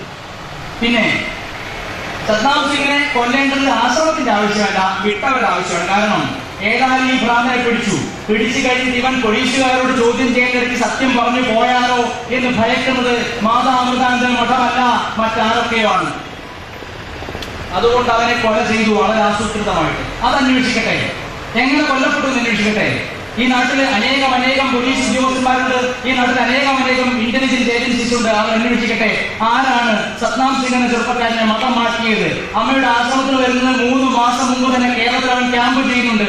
ഉണ്ടെങ്കിൽ എവിടെ ക്യാമ്പ് ചെയ്തു, അവിടെ എന്തായിരുന്നു അവൻ ചെയ്തിരുന്നത്, എന്ത് നിർദ്ദേശമാണ് അവന് കിട്ടിയത് നിങ്ങൾ ചോദിച്ചു മനസ്സിലാക്കണം. ജനങ്ങളോട് പറയാൻ നിങ്ങൾക്ക് ബാധ്യതയുണ്ട്. റിപ്പോർട്ടർ ചാനലോട് അമ്മയ്ക്കെതിരെ തെളിവിച്ചാൽ മാത്രം പോരാ, ഇതിന്റെ ഉള്ളറകളിലേക്ക് അന്വേഷിക്കാനുള്ള ഉത്തരവാദിത്വം കൂടി ഇവിടുത്തെ ഓരോ മാധ്യമ പ്രവർത്തകരുമുണ്ട് എന്ന് ഞാൻ വിശ്വസിക്കുകയാണ്. അതുകൊണ്ട് സദ്ദാം സിംഗിനെ കൊല്ലേണ്ടത് ഞങ്ങളുടെ ആവശ്യമല്ല. അമ്മയുടെ ആശ്രമത്തിൽ ഞാൻ ഒരുപാട് പേരെ, ഗായത്രി അടക്കമുള്ള ഒരുപാട് ഭ്രാന്തന്മാരെയും ഭ്രാന്തികളെയും താമസിപ്പിച്ച ആശ്രമമാണ് അമ്മയുടെ ആശ്രമം. ഈ പുസ്തകം വഴി ഗായത്രി അടക്കമുള്ള ഒരുപാട് മനോരോഗികൾക്ക് അമ്മ തണൽ കൊടുത്തിട്ടുണ്ട്. അത് തെറ്റായിപ്പോൾ നമുക്ക് തോന്നുമെങ്കിൽ അമ്മയ്ക്ക് തോന്നുന്നില്ല. കാരണം അമ്മ അഗതികളെയും മനോരോഗം കൊണ്ട് വിഷമിക്കുന്നവരെയും ചിത്തഭ്രമമുള്ളവരെയൊക്കെ ആശ്വസിപ്പിക്കാൻ ബാധ്യതയാണ്. കാരണം അമ്മ എല്ലാവരുടെയും അമ്മയാണ്. അമ്മയ്ക്ക് ഭ്രാന്തനാണെന്ന് പോലും മാറ്റിയെടുക്കാൻ പറ്റില്ല. നമുക്കറിയാം, ഒരു പാർട്ടി സമ്മേളനത്തിൽ പാർട്ടി സെക്രട്ടറി സംസാരിച്ചുകൊണ്ടിരിക്കുന്ന സമയത്ത് മുമ്പിൽ നിന്ന് ചില കള്ളു കുടിച്ച കുടിയന്മാരെ കുപ്പി വലിച്ചെറിഞ്ഞ ചിത്രം ടി വിയിൽ കണ്ടിട്ടുണ്ടാവും. കുപ്പി വലിച്ചെറിഞ്ഞ് അവനെ 2 മിനിറ്റ് കൊണ്ട് അവനെ അടിച്ച് അവശനാക്കി ഇട്ടത് ചാനലുകളിൽ കണ്ടില്ലേ? ഒരു രാഷ്ട്രീയ നേതാവിനെതിരെ കുപ്പി എറിഞ്ഞവനെ പിടിച്ച് ഉപദ്രവിക്കാൻ നിങ്ങൾ ലൈസൻസ് കൊടുക്കുമ്പോ ലോകം മുഴുവൻ അറിയപ്പെടുന്ന ശാന്തിയുടെ പ്രതീകമായ അമ്മയ്ക്കെതിരെ ഒരുത്തൻ അല്ലാഹു അക്ബർ എന്ന് പറഞ്ഞ് ചാടിക്കൊണ്ടിരുന്നാൽ ഞങ്ങൾ പിന്നെ എന്ത് ചെയ്യണം? ഞങ്ങൾ മാറി ഭജന പാടണോ? ഇല്ല, സാധിക്കില്ല. സ്വന്തം അമ്മയെ പെട്ടെന്ന് പിടിച്ച് ചിന്താമണി ഓടിയെടുക്കുമ്പോ അവനെ തടയുക എന്ന ജോലി മാത്രമേ ഞാൻ ചെയ്തിട്ടുള്ളൂ. തൊട്ടടുത്ത് ചെയ്തെന്താണ്? ഈ രാജ്യത്തെ നിയമം അനുസരിച്ചുകൊണ്ട് ഇവിടെ നീതി നടപ്പാക്കുന്ന പോലീസ് ഉദ്യോഗസ്ഥർക്ക് അവനെ കൈമാറുക മാത്രമാണ് നമ്മൾ ചെയ്തത്. ആശ്രമത്തിൽ ഒരു അടി പോലും സദ്ദാം സിംഗിനെ അടിച്ചിട്ടില്ല. ഈ സദ്ദാം സിംഗിന്റെ വിഷയവും അമ്മയുടെ ജ്യേഷ്ഠൻ സുഭകൻ മരിച്ച വിഷയവും എല്ലാം കൂട്ടി കടത്തി ഒരു മാല പോലെ ഉണ്ടാക്കിയിട്ടാണ് ഇപ്പൊ ചാനലുകൾ പ്രചരിപ്പിക്കുന്നത്. അപ്പൊ ഇത് ഒറ്റയ്ക്ക് നടക്കുന്ന സംഭവങ്ങളല്ല. ഇതിനെല്ലാം ഒരു ഏകതാനതയുണ്ട്. ഇതിനെല്ലാം ഒരു സൂത്രപ്പണി ഇതിൽ നടക്കുന്നുണ്ട്. അതെന്താണെന്ന് കണ്ടെത്തേണ്ടത് നമ്മുടെ ആവശ്യമാണ്. പക്ഷെ പലപ്പോഴും ഇത്തരത്തിലുള്ള പല പ്രകോപനം ഉണ്ടാകുമ്പോൾ നമ്മൾ ഉണ്ടായിരിക്കാൻ പറയുന്നത്. എനിക്കറിയാം, മാതൃഭൂമി ആഴ്ചപ്പതിപ്പിൽ സക്കറിയ എഴുതിയ ലേഖനത്തിനെതിരെ ഒരു മറുപടി എഴുതണമെന്ന് ഞാൻ ആഗ്രഹിച്ചു. ആ മറുപടി എഴുതാൻ സമ്മതിച്ചില്ല. ഒരു കത്ത് എഴുതിക്കോളൂ എന്ന് ഔദാര്യം കിട്ടി. ആ കത്തെഴുതാൻ ഔദാര്യം കിട്ടിയ സമയത്ത് കത്തെഴുതിയ ശേഷം ഞാൻ പത്രാഫീസിലൊക്കെ കയറി ഇറങ്ങി എല്ലാവരെയും കാല് പിടിച്ചപ്പോൾ സാങ്ഷൻ തന്നു ആ കത്ത് പ്രസിദ്ധീകരിക്കാം. ഇപ്പൊ എനിക്ക് കുട്ടൻസ് പിടികിട്ടി എങ്ങനെയാണ് കത്തും ലേഖനമൊക്കെ പത്രത്തിൽ വരുന്നത്. പിടിക്കേണ്ടവരൊക്കെ കാല് പിടിക്കണം. എനിക്ക് മനസ്സിലായി, വളരെ വ്യക്തമായിട്ട് മനസ്സിലായി. അത് പറയുന്നത് യാതൊരു നേർച്ചയിൽ ആർക്കും വിരോധം തോന്നിയത് വേണ്ടില്ല. പുറമെ അമ്മയുടെ ആളുകൾ എന്ന് പറഞ്ഞ് ഉള്ളിക്കൂടെ അമ്മയെ ഉപദ്രവിക്കുന്ന ഒരുപാട് പേരുകളുണ്ട്. അതൊന്നും മനസ്സിലാവുന്നില്ല ധരിക്കരുതേ. കാരണം സക്കറിയ എന്ന വ്യക്തി പെട്ടെന്നൊരു ദിവസം ലേഖനം എഴുതിയിട്ടൊന്നും പ്രസിദ്ധീകരിക്കില്ല. അതിന് പിന്നിൽ ഗൂഢാലോചന നടക്കുന്നുണ്ട്. നമുക്കറിയാം, ശ്രീനി പട്ടത്താൻ എന്നൊരു മഹാൻ, ശ്രീനി പട്ടത്താൻ എഴുതിയ പുസ്തകം എന്താണ്? നിങ്ങൾ ഈ നാട്ടിൽ 1 രൂപയ്ക്കോ 2 രൂപയ്ക്കോ 5 രൂപയ്ക്കോ കിട്ടുന്ന വളരെ വൃത്തികെട്ട അപസർപ്പക കഥകളുടെ നിലവാരം പോലുമില്ലാത്തൊരു പുസ്തകമാണ് ശ്രീനി പട്ടത്താൻ എഴുതിയത്. ആ പുസ്തകം വലിയൊരു സാഹിത്യ സൃഷ്ടിയായിട്ടാണ് റിപ്പോർട്ടർ ചാനൽ അവതരിപ്പിക്കുന്നത്. ഇതിന് വലിയ ആഭാസമുണ്ടോ? ഇപ്പൊ ശ്രീനി പട്ടത്താനം കേസ് കൊടുത്തു, ശ്രീനി പട്ടത്താനം കേസിൽ തോൽക്കുകയും ചെയ്തു. അതാണ് യാഥാർത്ഥ്യം. എന്തുകൊണ്ട് കേസിൽ തോറ്റു? കോടതിക്ക് മനസ്സിലായി ഇവന്റെ അസുഖം വേറെയാണ്. കോടതിക്ക് മനസ്സിലായി, നമ്മുടെ നാട്ടിലെ പ്രബുദ്ധരായ കോടതിക്ക് മനസ്സിലായി ഈ ശ്രീനി പട്ടത്താനത്തിന്റെയും സക്കറിയുടെയും അസുഖം വേറെയാണ്. ഒരു വളരെയധികം പണം പറ്റിക്കൊണ്ടിരുന്ന ആളുകളാണ്, ഒരു സംശയക്കാര്യത്തിന്. പിന്നെ ഇതിന് മുമ്പൊരു വിദ്വാൻ ഉണ്ടായിരുന്നു, വലിയൊരു മനീഷി, വലിയൊരു ബുദ്ധിമാൻ, വലിയൊരു പണ്ഡിതൻ.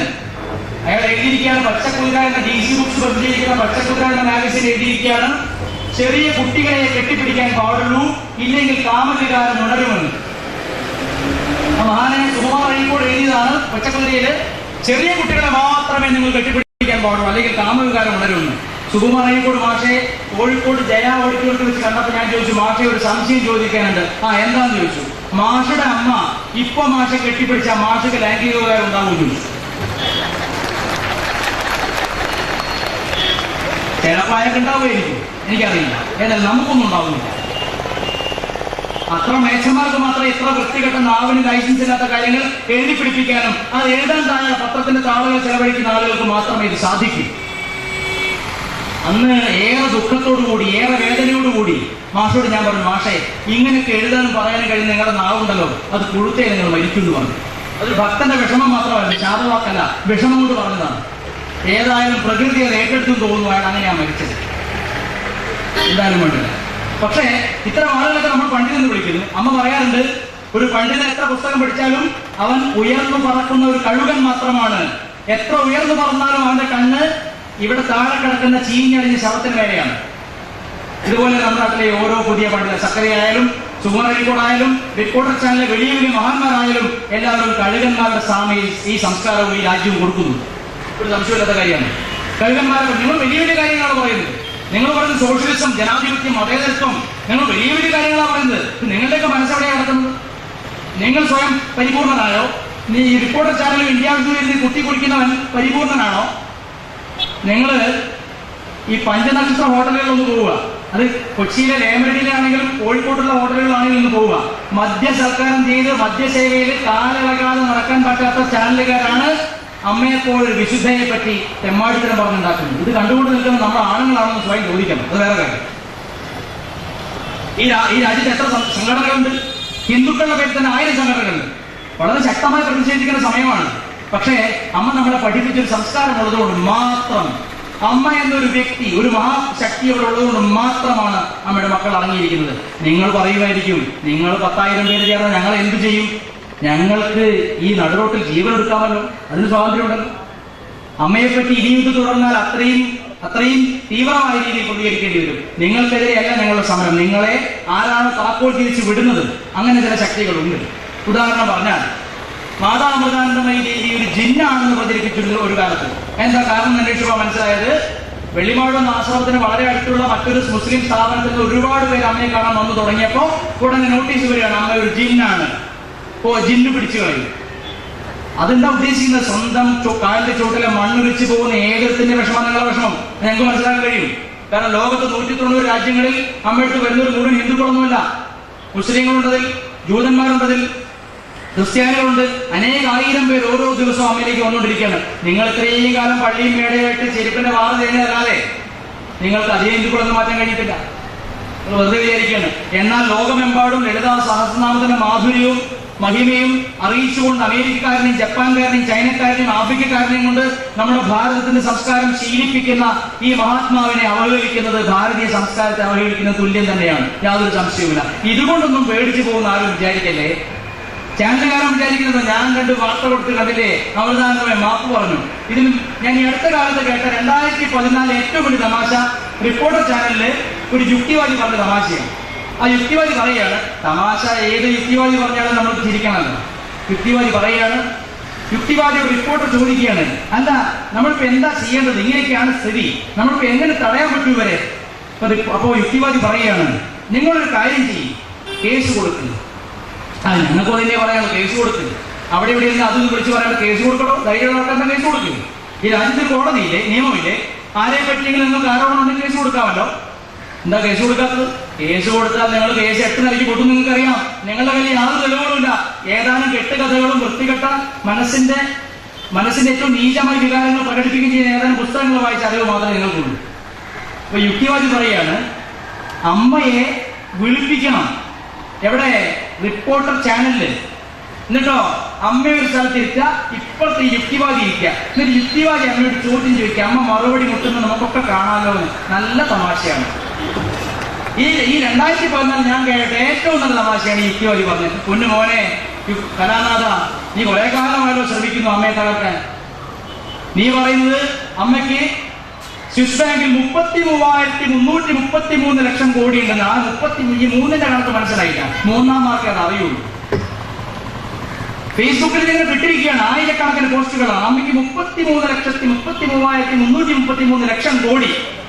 കണക്കറിയണ്ടേ? മാഷാന്ന് പറഞ്ഞ കാര്യമുണ്ടോ? കണക്കറിയണ്ടേ? ഇത്രയും കോടി സ്വത്ത് അമ്മ അങ്ങനെ സുസ്ഥം കെട്ടി വെച്ചിരിക്കുകയാണ്. എന്തിനാണ്?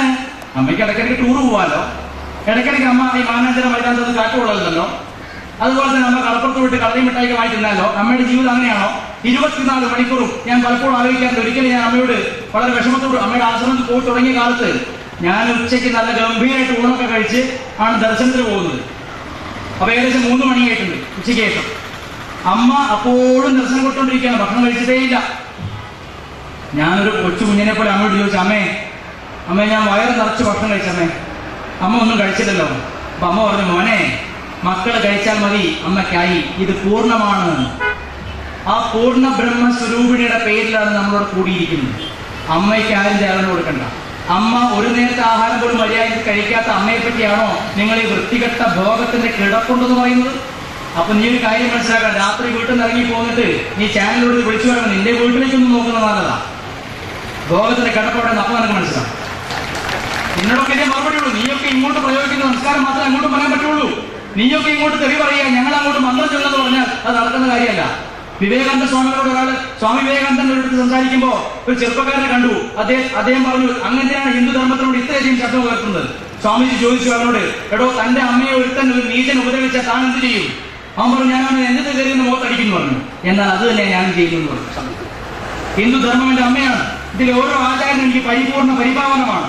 അതിനെതിരെ എവിടെ നിന്നെങ്കിലും ഒരു ആഭാസം വന്നാൽ അതിന് അതേ നാണയത്തിൽ നിന്ന് തിരിച്ചടിക്കാൻ ഞാൻ ബാധ്യസ്ഥനാണ്. നമ്മൾ ഓരോരുത്തരും ബാധ്യസ്ഥരാണ്.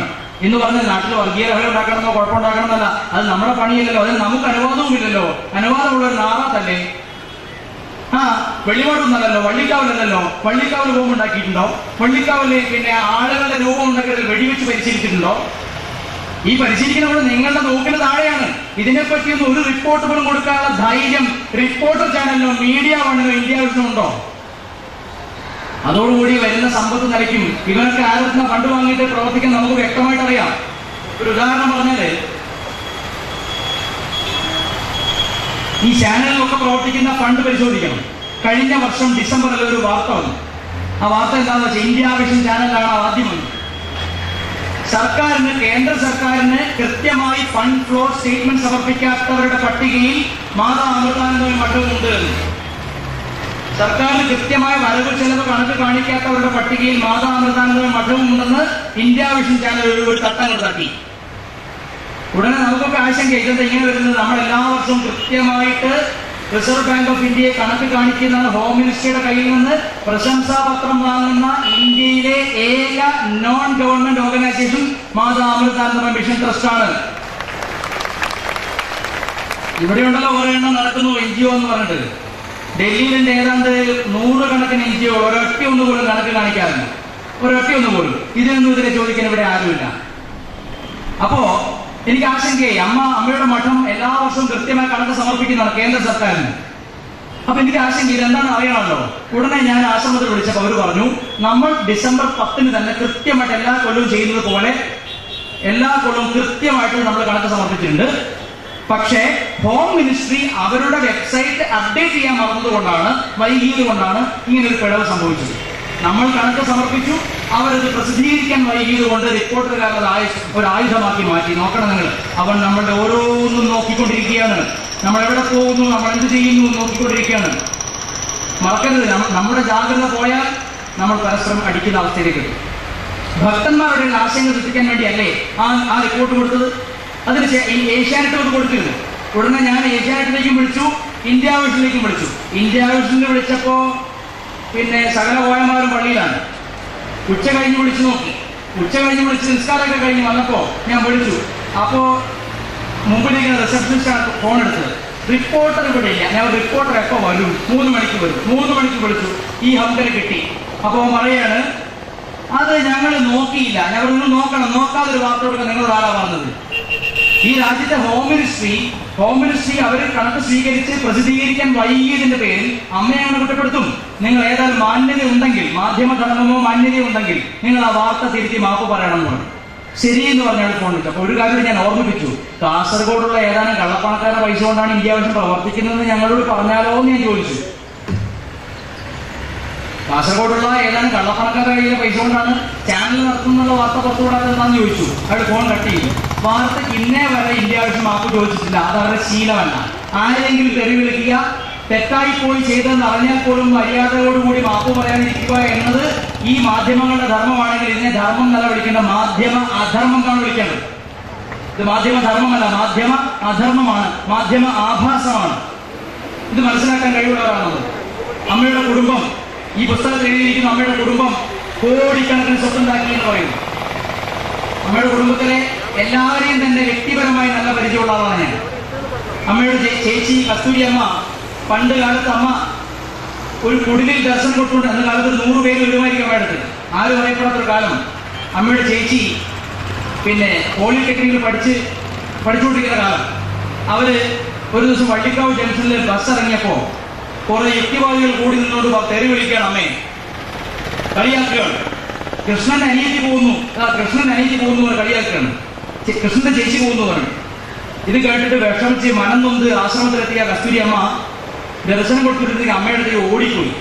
അമ്മയെ വെട്ടിപ്പിടിച്ച് പൊട്ടിക്കഴിഞ്ഞു. അമ്മേ, നമുക്കിവിടെ നിന്ന് പോവാം, ഇവർ നമ്മളെ വല്ലാതെ കളിയാക്കുന്നു, വേദനിപ്പിക്കുന്നു, അമ്മേ, നമ്മുടെ സത്യം അവർ മനസ്സിലാക്കുന്നില്ല, നമുക്കിവിടെ നിന്ന് പോവാം. ഞാനിപ്പോ പോളിടെക്നിക്ക് പഠിക്കുന്നുണ്ട്, ഉടനെ എനിക്കൊരു ജോലി കിട്ടും, ആ ജോലി കിട്ടിയ പൈസ കൊണ്ട് നമുക്ക് ചെറിയൊരു ആശ്രമം ഉണ്ടാക്കാം അമ്മയെന്ന് പറഞ്ഞു. അമ്മ ഇത് കേട്ടിട്ട് ഒറ്റ ചിരിയാണ്, പൊട്ടിച്ചിരിക്കുകയാണ്. ഗായത്രി മീനിന്റെ പുസ്തകത്തിൽ എഴുതിയ പൊട്ടിച്ചിരി ഉണ്ടല്ലോ, അതേ പൊട്ടിച്ചിരിയല്ലേ. അമ്മ പൊട്ടിച്ചിരിക്കുകയാണ്. പൊട്ടിച്ചിരിച്ചിട്ട് അമ്മ പറയാണ്, കവളിൽ നുള്ളിക്കൊണ്ട് കസ്തൂരിയെക്കൊണ്ട് പറയണേ, പൊന്നുമോളെ, ഈ ആശ്രമത്തിൽ കടൽമാർഗവും വിമാനമാർഗവും ആയിരക്കണക്കിന് ലക്ഷക്കണക്കിന് പേര് വരും, നമുക്ക് നോക്കി നടത്താൻ പറ്റാത്ത അത്ര സ്ഥാപനങ്ങളുണ്ടാവും, പൊന്നുമോൾ വിഷമിക്കല്ലേ എന്ന് പറഞ്ഞു. ആ കാലത്ത് ഒരു നേരത്തെ ഭക്ഷണത്തിന് പോലും വകയില്ലാത്ത കാലത്ത് പോലും അമ്മയുടെ ദീർഘവീക്ഷണം നോക്കൂ. ഇന്ന് ശരിയാണ്, നമ്മുടെ ആശ്രമത്തിൽ കോടിക്കണക്കിന് സ്വത്തുണ്ട്, പട്ടിണിക്കാരുടെ ആശ്രമമാണ്, പട്ടിണിക്കാർക്ക് വന്ന് ആശ്രയിക്കാവുന്ന ആശ്രമമാണ്, കോടിക്കണക്കിന് സ്വത്തുണ്ട്. നിങ്ങൾക്ക് എന്താ ചോദിച്ചത്? നിങ്ങളുടെ വീട്ടിൽ പിരിവിന് വന്നിട്ടുണ്ടോ? ഞങ്ങൾ ആശ്രമം അമ്മയുടെ കണ്ണീരും വേർക്കുമാണ് ആശ്രമം, കോടിക്കണക്കിന് സ്വത്തുണ്ട്. അത് കാണിക്കേണ്ടവരെ കണക്ക് കാണിക്കുന്നുണ്ട്. നിങ്ങൾക്ക് റോട്ടിൽ നിന്ന് വിളിച്ചു വരുമ്പോൾ നിന്റെ മുമ്പിൽ കൊണ്ടിട്ട് താഴത്തിൽ വെച്ചിട്ട് കണക്കുകൾ സമർപ്പിക്കേണ്ട അവസ്ഥയൊന്നും ഞങ്ങൾക്കില്ല, അതിന്റെ ആവശ്യമില്ല. ഈ ഗവൺമെന്റ്, ഈ രാജ്യത്തെ ഗവൺമെന്റ് ആവശ്യപ്പെടുമ്പോൾ കൃത്യമായി കാണിക്കുന്നുണ്ട്. ഈ സംസ്ഥാനത്തെ മുഖ്യമന്ത്രിക്ക് പരാതിയില്ല, ഈ സംസ്ഥാനത്തെ ആഭ്യന്തരമന്ത്രിക്ക് പരാതിയില്ല, പിന്നെ നിനക്കൊക്കെ എന്താ പരാതി? എന്ത് തെളിവിന്റെ അടിസ്ഥാനത്തിലാണ് അമ്മയെ പറ്റി ആരോപിക്കുന്നത് ചിന്തിക്കല്ലേ? അപ്പൊ കസ്തൂരിയൊക്കെ അന്ന് പറഞ്ഞു, ഞാൻ ട്യൂഷനത്തിൽ കിട്ടുന്ന പൈസ കൊണ്ട് അമ്മയ്ക്ക് പടം കെട്ടാം. അമ്മ പറഞ്ഞു, വേണ്ട മോളെ, കോടിക്കണക്കിന് നോക്കി നിർത്താൻ പറ്റാത്ത സ്വത്ത് വരും. ഈശ്വരൻ എന്ന വാക്കിന്റെ അർത്ഥം ഒരർത്ഥം ഐശ്വര്യമുള്ളവനെന്ന് കൂടിയാണ്. ഈശ്വരൻ എവിടെ ഇരിക്കുന്നോ ഐശ്വര്യം ഉണ്ടാവും. നേരെ മറിച്ച് നിങ്ങൾ അമ്മ ഇരിക്കുന്നിടത്ത് ഒരു പൈസയുമില്ല, എല്ലാവരും കഞ്ഞിന്റെ വെള്ളം കുറിച്ച് ജീവിക്കാൻ, അത് നിങ്ങൾ ആയുധമാകും. നിങ്ങൾ പറയും, കണ്ടില്ലേ, ഇവർ ദൈവമല്ല, ഇവർക്ക് ഐശ്വര്യം നിങ്ങൾ പറയും. നിങ്ങളുടെ ഉദ്ദേശം ഞങ്ങൾ എങ്ങനെ പോയാലും കുറ്റപ്പെടുത്തുന്നുള്ളതാണല്ലോ. അതുകൊണ്ട് നിങ്ങൾ നിങ്ങളെ ജോലി ചെയ്യുക, ഞങ്ങൾ ഞങ്ങളുടെ ജോലിയിൽ മുന്നോട്ട് പോകും. ഇത് മാത്രമേ നടക്കുകയുള്ളൂ. ഏതായാലും ആശ്രമത്തിന്റെ വിദേശത്തും സ്വദേശത്തുമായിട്ടുള്ള ഒരുപാട് ഭക്തരും സന്യാസിമാരും ഒക്കെ അമ്മയെ പറ്റി ഒരുപാട് പുകഴ്ത്തി പുസ്തകങ്ങൾ എഴുതിയിട്ടുണ്ട്. ആ പുസ്തകം കൂടി റിപ്പോർട്ടർ ചാനൽ വായിച്ച് ഒരു ചർച്ചയാക്കുക. അല്ല, അങ്ങനെയല്ല ചെയ്യേണ്ടത്. എന്തിനൊരു ബാലൻസിങ് വേണമല്ലോ. എതിർത്തൊരു പുസ്തകം എവിടെയോ ഇറങ്ങിയ ഉടനെ ആ കാറ്റും കൂടി പിടിച്ചുകൊണ്ടെന്ന് ഇവിടെ വിതയ്ക്കുകയാണ്. കാറ്റ് വിതച്ച് കൊടുങ്കാറ്റ് കൊള്ളുന്നവനെ വിഡ്ഢി എന്നല്ലാണ്ട് വേറെ എന്താണ് വിളിക്കുക? നിങ്ങളിപ്പോ കാറ്റ് വിതച്ചു കഴിഞ്ഞു. ഈ ധർമ്മത്തിനെതിരെ വിതച്ച കാറ്റിന്റെ തിരിച്ചടിയായിട്ട് ധർമ്മത്തിന്റെ ഒരു കൊടുങ്കാറ്റ് വരുമ്പോൾ അത് താങ്ങാൻ മാത്രം ശക്തിയൊന്നും റിപ്പോർട്ടറിന്റെ ഉത്തരത്തിനില്ല. അത് മറക്കരുത്. റിപ്പോർട്ടറിന്റെ അല്ല, ഇന്ത്യ വിഷന്റെ അല്ല, മീഡിയ വണ്ണിന്റെ വേണ്ട. മീഡിയ വൺ ഏത് പ്രസ്ഥാനത്തിന്റെ ഭാഗമാണ്? ജമാഅത്തെ ഇസ്ലാമി. ഇപ്പോൾ ഇതാ കേരള സർക്കാർ ഹൈക്കോടതിയിൽ സത്യവാങ്മൂലം കൊടുത്തിരിക്കുകയാണ്. ജമാഅത്തെ ഇസ്ലാമി ഒരു തീവ്രവാദ സംഘടനയാണെന്ന് പറഞ്ഞുകൊണ്ട് കേരള സർക്കാർ സത്യവാങ്മൂലം കൊടുത്തിരിക്കുകയാണ്. ആ തീവ്രവാദ സംഘടന കണലിൽ ഇരുന്നുകൊണ്ട് ഈ മീഡിയ വൺ ആണോ മാതാപിതാക്കളെ കുറ്റപ്പെടുത്തുന്നത്? സ്വയം ചോദിക്കണം. അങ്ങോട്ടൊരു വിരൽ ചൂണ്ടുമ്പോൾ 3 വിരൽ ഇങ്ങോട്ട് ചൂണ്ടുന്ന പഴയ പ്രമാണം ഉണ്ടല്ലോ, അത് റിപ്പോർട്ടറിനും ഇന്ത്യ വിഷനും മീഡിയ വണ്ണിനും ബാധകമാണെന്ന് ഓർമ്മിപ്പിക്കാൻ വേണ്ടി മാത്രമാണ് നമ്മളോട് കൂടിയിരിക്കുന്നത്. വ്യക്തമായി മനസ്സിലാക്കണം. കലാനാഥൻ പറഞ്ഞല്ലോ, 33 എത്രയോ കണക്ക് പറഞ്ഞല്ലോ. അത്രയും സ്വത്ത് ഉണ്ടെങ്കിൽ കലാനാഥ നിന്നെ വ്യക്തിപരമായി വെല്ലുവിളിക്കുകയാണ്. അങ്ങനെ ഒരു സ്വത്ത് അമ്മയ്ക്കുണ്ടെങ്കിൽ അത് തെളിയിക്കണം. തെളിയിച്ചില്ലെങ്കിൽ ഈ പണി മതിയാക്കണം, ദയവ് ചെയ്ത്. യുക്തിവാദി എന്ന ഈ പണിയുണ്ടല്ലോ, ഒരു യുക്തിയുമില്ലാത്ത അധർമ്മ മാർഗത്തിനെ വിളിച്ചു പറഞ്ഞ ഈ പണിയുണ്ടല്ലോ, അത് നിർത്തലാക്കണം. പിന്നെ യുക്തിവാദി മാത്രമൊന്നും കേട്ടോ അമ്മയ്ക്കെതിരെ പറയുന്നത്. വേറൊരാളുണ്ട്, മഹാനായ ഒരു സന്യാസി ധർമ്മം കേരളത്തെ പഠിപ്പിച്ച മഹാനായ ഒരു സന്യാസി സന്ദീപ് ചൈതന്യ. അദ്ദേഹം പറയുന്നത് അമ്മയുടെ ആശ്രമം ഒരു ഭരണകൂടമാണെന്നാണ്. അതേ ഭരണകൂടം തന്നെയാണ്. ഈശ്വരൻ എന്ന വാക്കിന്റെ അർത്ഥം ഭരിക്കുന്നവനാണ്. അതെ, അമ്മ ഈശ്വരനാണ്, അമ്മയുടെ ഭരണകൂടമാണ് ഉള്ളത്, നമ്മളെല്ലാം ഭരിക്കപ്പെടുന്നത്. അതിലൊന്നും ഒട്ടും അപമാനമില്ല. സ്വന്തം ഗുരുവിന്റെ ആശ്രമത്തിന് കോടിക്കണക്കിന് സ്വത്ത് അടിച്ചു മാറ്റി ആശ്രമത്തിൽ ചാടിപ്പോയതിന് എന്തും പറയാം, എപ്പോഴും പറയാം. ചിന്മയാനന്ദ സ്വാമികൾ എന്ന മഹാനായ ഗുരുവിന്റെ ആശ്രമത്തിൽ നിന്ന് പണം ലക്ഷക്കണക്കിന് വാരിയിട്ട് ആശ്രമത്തിൽ രാഖിരാമൻ നാട് വിട്ടുപോയിട്ട് എവിടുന്നോ വില കൊടുത്ത് പൈസ കൊടുത്ത് സന്യാസം മേടിച്ചവനാണ് സന്ധിച്ചതില്ല. സ്വന്തം ചരിത്രം മറക്കരുത്. മഹാഭാരതം നടന്നിട്ടില്ലെന്നും ശ്രീകൃഷ്ണൻ ജീവിച്ചിട്ടുണ്ടായിരുന്നില്ലെന്നും പറഞ്ഞുണ്ടാക്കിയ ഈ സന്ധിച്ചതിനെയാണോ ഹിന്ദുക്കളെ ധർമ്മം പഠിപ്പിക്കാൻ വരുന്നത്? ഇവർ ധർമ്മം പഠിപ്പിക്കാൻ വേണ്ടി ഇവർ വേദിയൊരുക്കി കൊടുക്കുന്ന ആരാന്നറിയോ? മഹത്തായ ജമാഅത്തെ ഇസ്ലാമിയുടെ മീഡിയ വൺ അതിലിങ്ങനെ തിളങ്ങി വിളങ്ങി നിൽക്കുകയാണ് നമ്മുടെ സ്വാമി ശ്രീ ശ്രീ സന്ധി ചൈതന്യ. മറക്കണ്ട, സ്വന്തം ചരിത്രം മറക്കണ്ടാരും. ഇവിടെ കോഴിക്കോട് അങ്ങാടിയിൽ ഒരു വർക്ക്ഷോപ്പില് സ്കാനറും സ്ക്രൂ ഡ്രൈവറായിട്ട് നിന്നിരുന്ന നീ ചിന്മയാനന്ദ സ്വാമി രാമകൃഷ്ണൻ അവിടെ പോയി. അന്നൊക്കെ മനസ്സിലാക്കിയത് ചിന്മയാനന്ദ സ്വാമി രാമകൃഷ്ണനെ പോയിന്നാ. ഇപ്പൊ മനസ്സിലാവുന്നത് ചിന്മയാനന്ദ സ്വാമിയിലല്ല ആകർഷണം ഉണ്ടായത്, ആ മഠത്തിന്റെ പൈസയിലെ ആകർഷണം ഉണ്ടായത്.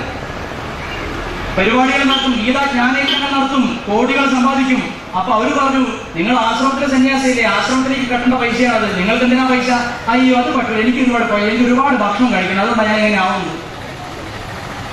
അങ്ങനെ ആശ്രമം വിട്ടുപോയി. സ്വാമി തേജോമയാനന്ദ, ഈ ചിന്മയാനന്ദന്റെ ഇന്റർനാഷണൽ ഹെഡ്, അദ്ദേഹം പറഞ്ഞ കാര്യം, ഇയാൾക്ക് ഒരു ഉപവാസം പോലും എടുക്കാനുള്ള മനസ്ഥിതി ഇല്ലായിരുന്നത് ആശ്രമം നിൽക്കുമ്പോഴാണ്.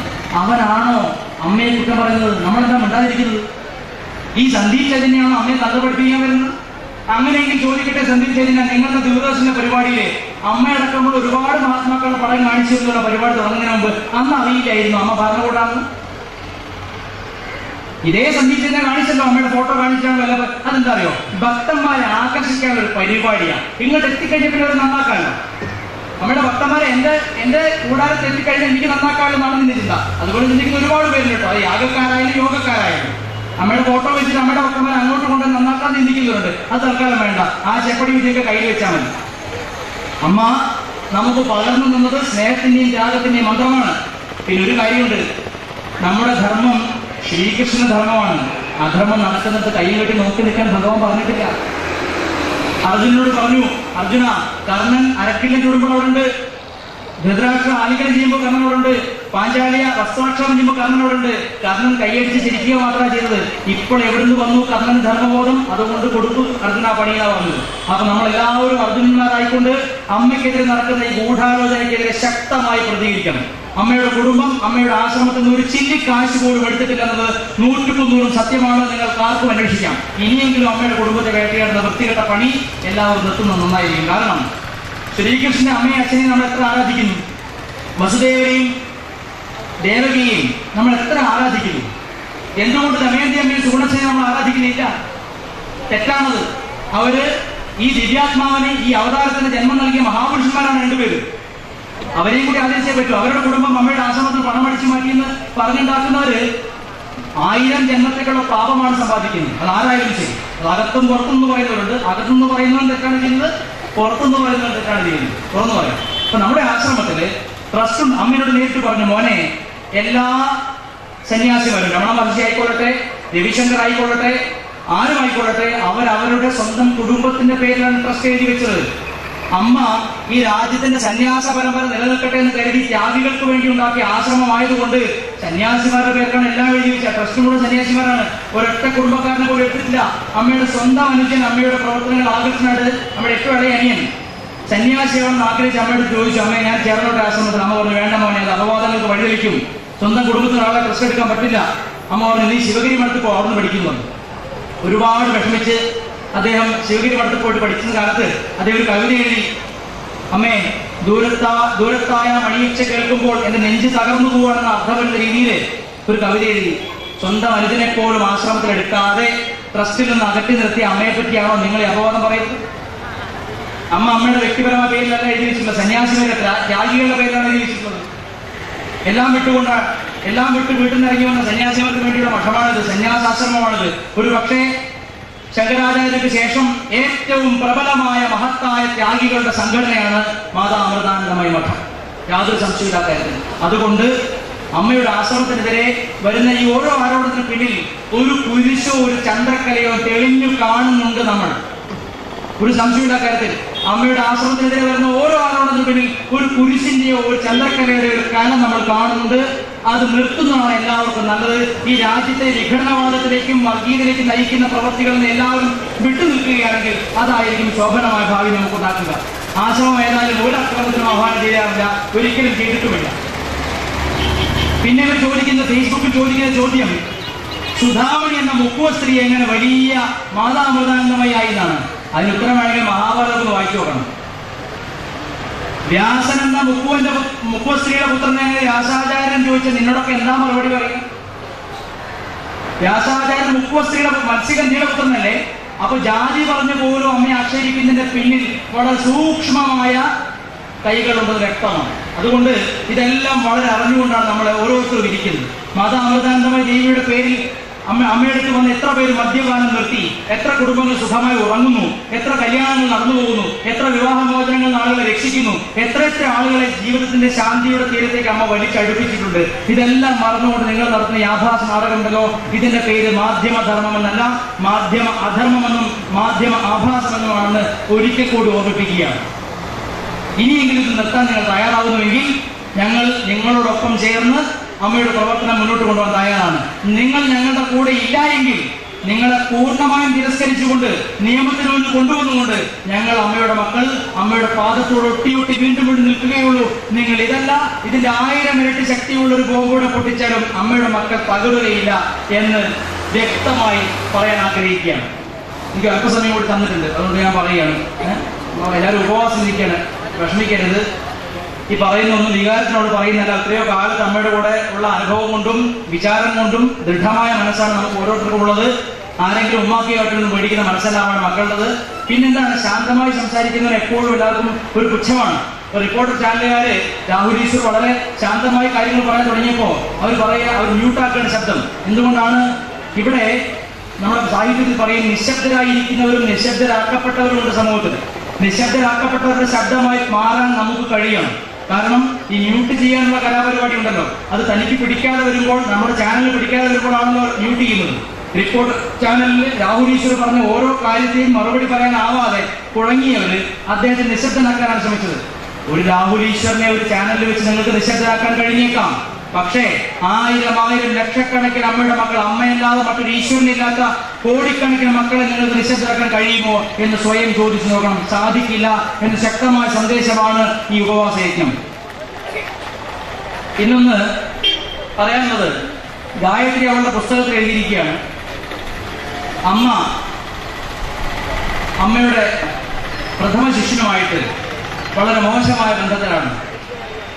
ഞാനൊരു കാര്യം ചോദിക്കട്ടെ, 20 മണിക്കൂർ പബ്ലിക്കിന്റെ നടുവിൽ ഇരുന്നുകൊണ്ട് ദർശനം കൊടുക്കുന്ന, ഇന്ന് തുടങ്ങിയൊന്നല്ല, എത്രയോ വർഷങ്ങളായിട്ട് അമ്മ ചെയ്യുന്ന കാര്യമാണ്. ആ അമ്മയെ അമ്മയോട് ചോദിച്ചു, അമ്മയോട് ഞാൻ പറഞ്ഞു, അമ്മയെ പുസ്തകത്തിൽ ഇങ്ങനെ എഴുതിയിട്ടുണ്ട്, അമ്മ പ്രഥമ ശിഷ്യനുമായിട്ട് മോശമായി ഇടപെടുന്നു പുസ്തകത്തിൽ എഴുതിയിട്ടുണ്ട് പറഞ്ഞപ്പോ അമ്മ ചോദിക്കണം, മോനെ എവിടെ വെച്ച് ഇടപെട്ടു എന്നാണ് അവൾ പറയുന്നത്. ആകെയുള്ളത് 2 കുടിലാണ്. ഒരു കുടിലിൽ ഞാനും അവളും ലക്ഷ്മിയും മറ്റു പെൺകുട്ടികളും കിടക്കുന്നു, മറ്റൊരു കുടിലിൽ ബ്രഹ്മചാരികൾ കിടക്കുന്നു. ഈ ഇത്രയും പേര് ഇടയിൽ വെച്ച് ഈ കുടിലിനാണോ പീഡിപ്പിച്ചത്? അത് വാതിലില്ലാത്ത ഈ കുടിലിനാണോ പീഡിപ്പിച്ചത്? പല ദിവസങ്ങളും അമ്മയും മക്കളും കൂടി മഴ പെയ്യുമ്പോൾ ചോർന്നൊലിക്കുമ്പോൾ കുടന്നുകൾക്ക് എന്നെ ചോദിക്കുന്ന അനുഭവമുണ്ട്. അപ്പൊ കുടയ്ക്ക് കീഴിൽ ഇരുന്നവളല്ലേ ഈ ഗായത്രി. അപ്പൊ ഗായത്രി ആശ്രമം വിട്ടിട്ട് 99 ആശ്രമം വിട്ടിട്ട് 2000 ആശ്രമത്തിലേക്ക് ഒരു കത്തയച്ചിട്ടുണ്ടല്ലോ ഗായത്രി. അല്ലെങ്കിൽ ഗായത്രി ഇപ്പൊ വിളിക്കുന്ന ആരെയും ഈ ഗായത്രി എന്നുള്ള പേര് ഇപ്പൊ പുതിയ അർത്ഥം വന്നിരിക്കുക. ഗായത്രി എന്ന് പറഞ്ഞാൽ ക്രിസ്ത്യൻ മിഷണറിമാര്, ഇസ്ലാമിക ഭീകരവാദികള്, Reporter channel, India Vision channel, Media One, ഈ 5 അർത്ഥമുണ്ട് ഗായത്രി എന്ന പേര് ഇപ്പൊ പുതിയതായി. ഇവരൊക്കെയാണ് ഗായത്രിയുടെ ആളുകൾ. അപ്പൊ ഗായത്രി, എടി ഗായത്രി, ആരൊക്കെയാണ്? Reporter channel, India Vision, Media One, Christian മിഷണറിമാര്, ഇസ്ലാമിക ഭീകരവാദികൾ. ഈ 5 പേരും കൂടി ഗായത്രി എന്ന പേര് പുതിയ അർത്ഥം കൊടുത്തിരിക്കുകയാണ്. ആ ഗായത്രിയോടാണ് ഞാൻ ചോദിക്കുന്നത്, ആശ്രമം വിട്ടിട്ട് നിങ്ങൾ ഒരു വർഷം കഴിഞ്ഞപ്പോൾ അമ്മയ്ക്ക് ഒരു കത്ത് എഴുതി, ഇമെയിൽ അയച്ചിട്ടുണ്ടല്ലോ, ആ ഇമെയിൽ ആശ്രമത്തിന്റെ കയ്യിലുള്ള കാര്യം നിങ്ങൾ മറന്നുപോയോ? അതും അറിഞ്ഞില്ലേ? ആ ഇമെയിൽ എന്താ എഴുതിയിരിക്കുന്നത്? അമ്മയെ വാണോളം പുകഴ്ത്തിക്കൊണ്ട് അമ്മയെ അവിടുത്തെ സൗഹൃദത്തിൽ നിന്ന് വിട്ടുപോകേണ്ടി വന്നത് എന്റെ പ്രണയബന്ധം കൊണ്ടാണ്. ഞാൻ അമേരിക്കക്കാരനായ ഒരു മിഷണറിയുമായിട്ട് പ്രേമത്തിലായിരുന്നു, അമ്മേ എന്നോട് ക്ഷമിക്കണം, അമ്മയ്ക്ക് 1000 മാപ്പ് എന്ന് പറഞ്ഞിട്ട് കത്ത് എഴുതിയല്ലോ. അന്ന് നിങ്ങൾ അമ്മയുടെ ലൈംഗിക കേടുകളെ കുറിച്ചൊന്നും എഴുതിയില്ലല്ലോ, ആരോടും പറഞ്ഞില്ലല്ലോ. അതെന്തേ പറയാനോ? ഇപ്പൊ നിങ്ങൾക്ക് ഈ ബുദ്ധി കൊണ്ട് കിട്ടി. നിങ്ങളെ ആരോ വിദഗ്ധമായി ഉപയോഗിക്കുകയാണെന്ന് ഞങ്ങൾക്കറിയാം. അതാരാണെന്ന് ഞങ്ങൾക്കറിയാം. അമ്മയുടെ ആശ്രമം കോഴിക്കോട് അങ്ങാടി മാത്രമുള്ള ആശ്രമമൊന്നുമല്ല. അപ്പോൾ ഇവിടെ നിൽക്കുന്ന ഓസ്ട്രേലിയയിലും ഇവിടെ നിൽക്കുന്ന അമേരിക്കയിലും ഇംഗ്ലണ്ടിലും ജപ്പാനിലും എല്ലാം അമ്മയുടെ ആശ്രമമുണ്ട്. അത് മറക്കരുത്. ഭക്തന്മാരുണ്ട്, കോടിക്കണക്കിന് ഭക്തന്മാരുണ്ട്. ഉദാഹരണം പറഞ്ഞാൽ ഈ മിഷണറിമാർ സ്ഥിരമായിട്ട് പ്രവർത്തിക്കുന്ന ഒരു രീതിയുണ്ട്. അതായത് 1985 അമേരിക്കയിലെ ഓറിയോൺ നഗരം, അമേരിക്കൻ രജനീശ്വരം എന്ന സംസ്ഥാനം, രജനീശ്വരം എന്ന പേരിൽ മാറ്റിയ സംസ്ഥാനം ഓറിഗോൺ. അമേരിക്കയിലെ ഒരു സംസ്ഥാനമാണ് ഓറിഗോൺ. ആ ഓറിഗോൺ ഭാരതീയനായ ഒരു മഹാത്മാവായിരുന്ന ഓഷോ രജനീഷ് വിലയ്ക്ക് വാങ്ങുകയും അവിടെ ഓറിഗോണിൽ വിശ്വപ്രസിദ്ധമായ രജനീശ്വരം എന്ന ആശ്രമം കെട്ടിപ്പടുക്കുകയും ചെയ്തു. അത് അവിടുത്തെ ഭക്തന്മാരുടെ, ആശ്രമവാസികളുടെ പ്രയത്നം കൊണ്ടുണ്ടായ സ്വർഗതുല്യമായ ഒരു ഇടമായിരുന്നു. ആ രജനീശ്വരത്തെ നിങ്ങൾ എങ്ങനെയാണ് തകർത്തതെന്ന് എല്ലാ കുട്ടികൾക്കും അറിയാം ഈ നാട്ടിലെ. ആ രജനീശ്വരത്തെ തകർക്കാൻ വേണ്ടി ക്രിസ്ത്യൻ മിഷണറിമാരും അമേരിക്കൻ ഭരണകൂടം ഉപയോഗിച്ച തന്ത്രം, ഭഗവാൻ രജനീഷിന്റെ കൂടെ ഉണ്ടായിരുന്ന ശിഷ്യയായ മാ ഷീല എന്ന സ്ത്രീയെ അവരിടയ്ക്കൊന്ന് ആശ്രമം വിട്ട്, ഭഗവാന്റെ കൂടെ 10-20 കൊല്ലം നിന്നിരുന്ന മാ ഷീല എന്ന ശിഷ്യയെ അവരിടയ്ക്കൊന്ന് സ്വന്തം നാട്ടിലേക്ക്, ഇറ്റലിയിലേക്ക് തിരിച്ചു പോയപ്പോ അപ്പ പിടിച്ചിട്ടോ രഹസ്യമായി ഒരു പ്ലാൻ തയ്യാറാക്കുകയാണ്. കോടികൾ ഓഫർ ചെയ്തൊരു പ്ലാൻ തയ്യാറാക്കുകയാണ്. ഈ മാ ഷീല ഇതുപോലെ തന്നെ രജനീഷിനെതിരെ അമേരിക്കൻ ഭരണകൂടത്തിന് പരാതി നൽകുകയും പല രീതിയിൽ ആശ്രമത്തെ പറ്റി ലൈംഗിക അപവാദങ്ങൾ പറഞ്ഞുണ്ടാക്കുകയും ചെയ്തിട്ട് സ്വന്തം ശിഷ്യയെ 20 കൊല്ലം കൂടെ കൊണ്ടുവരുന്ന മാ ഷീല ക്രിസ്ത്യൻ മിഷണറിമാരും അമേരിക്കൻ ഭരണകൂടവുമായി ചേർന്ന് നടത്തിയ അതേ ധീരതന്ത്രമാണ് ഇന്ന് അമ്മയ്ക്കെതിരെ അമ്മയുടെ ഒരു പൂർവ്വ ശിക്ഷയെ ഉപയോഗിച്ചുകൊണ്ട് മിഷണറിമാർ നടത്തുന്നതെന്ന് നമ്മൾ ജാഗ്രതയോടെ മനസ്സിലാക്കേണ്ട സമയം അതിക്രമിച്ചിരിക്കുന്നു. ഇനിയും നമ്മൾ ഈ അപകടം തിരിച്ചറിഞ്ഞില്ല എങ്കിൽ നാളെ നമ്മുടെ ആശ്രമങ്ങളിലേക്ക് കയറി വരും. ശിവഗിരി മഠം ഒരു ഭീകരവാദി, ഇന്ന് ജയിലിലാണ് അവരുടെ വാസം. മദനി എന്ന് പറഞ്ഞൊരു ഭീകരവാദി ശിവഗിരി മഠത്തിൽ കയറി കൂട്ടാട്ടം നടത്തി നമുക്ക് ഓർമ്മയുണ്ടല്ലോ.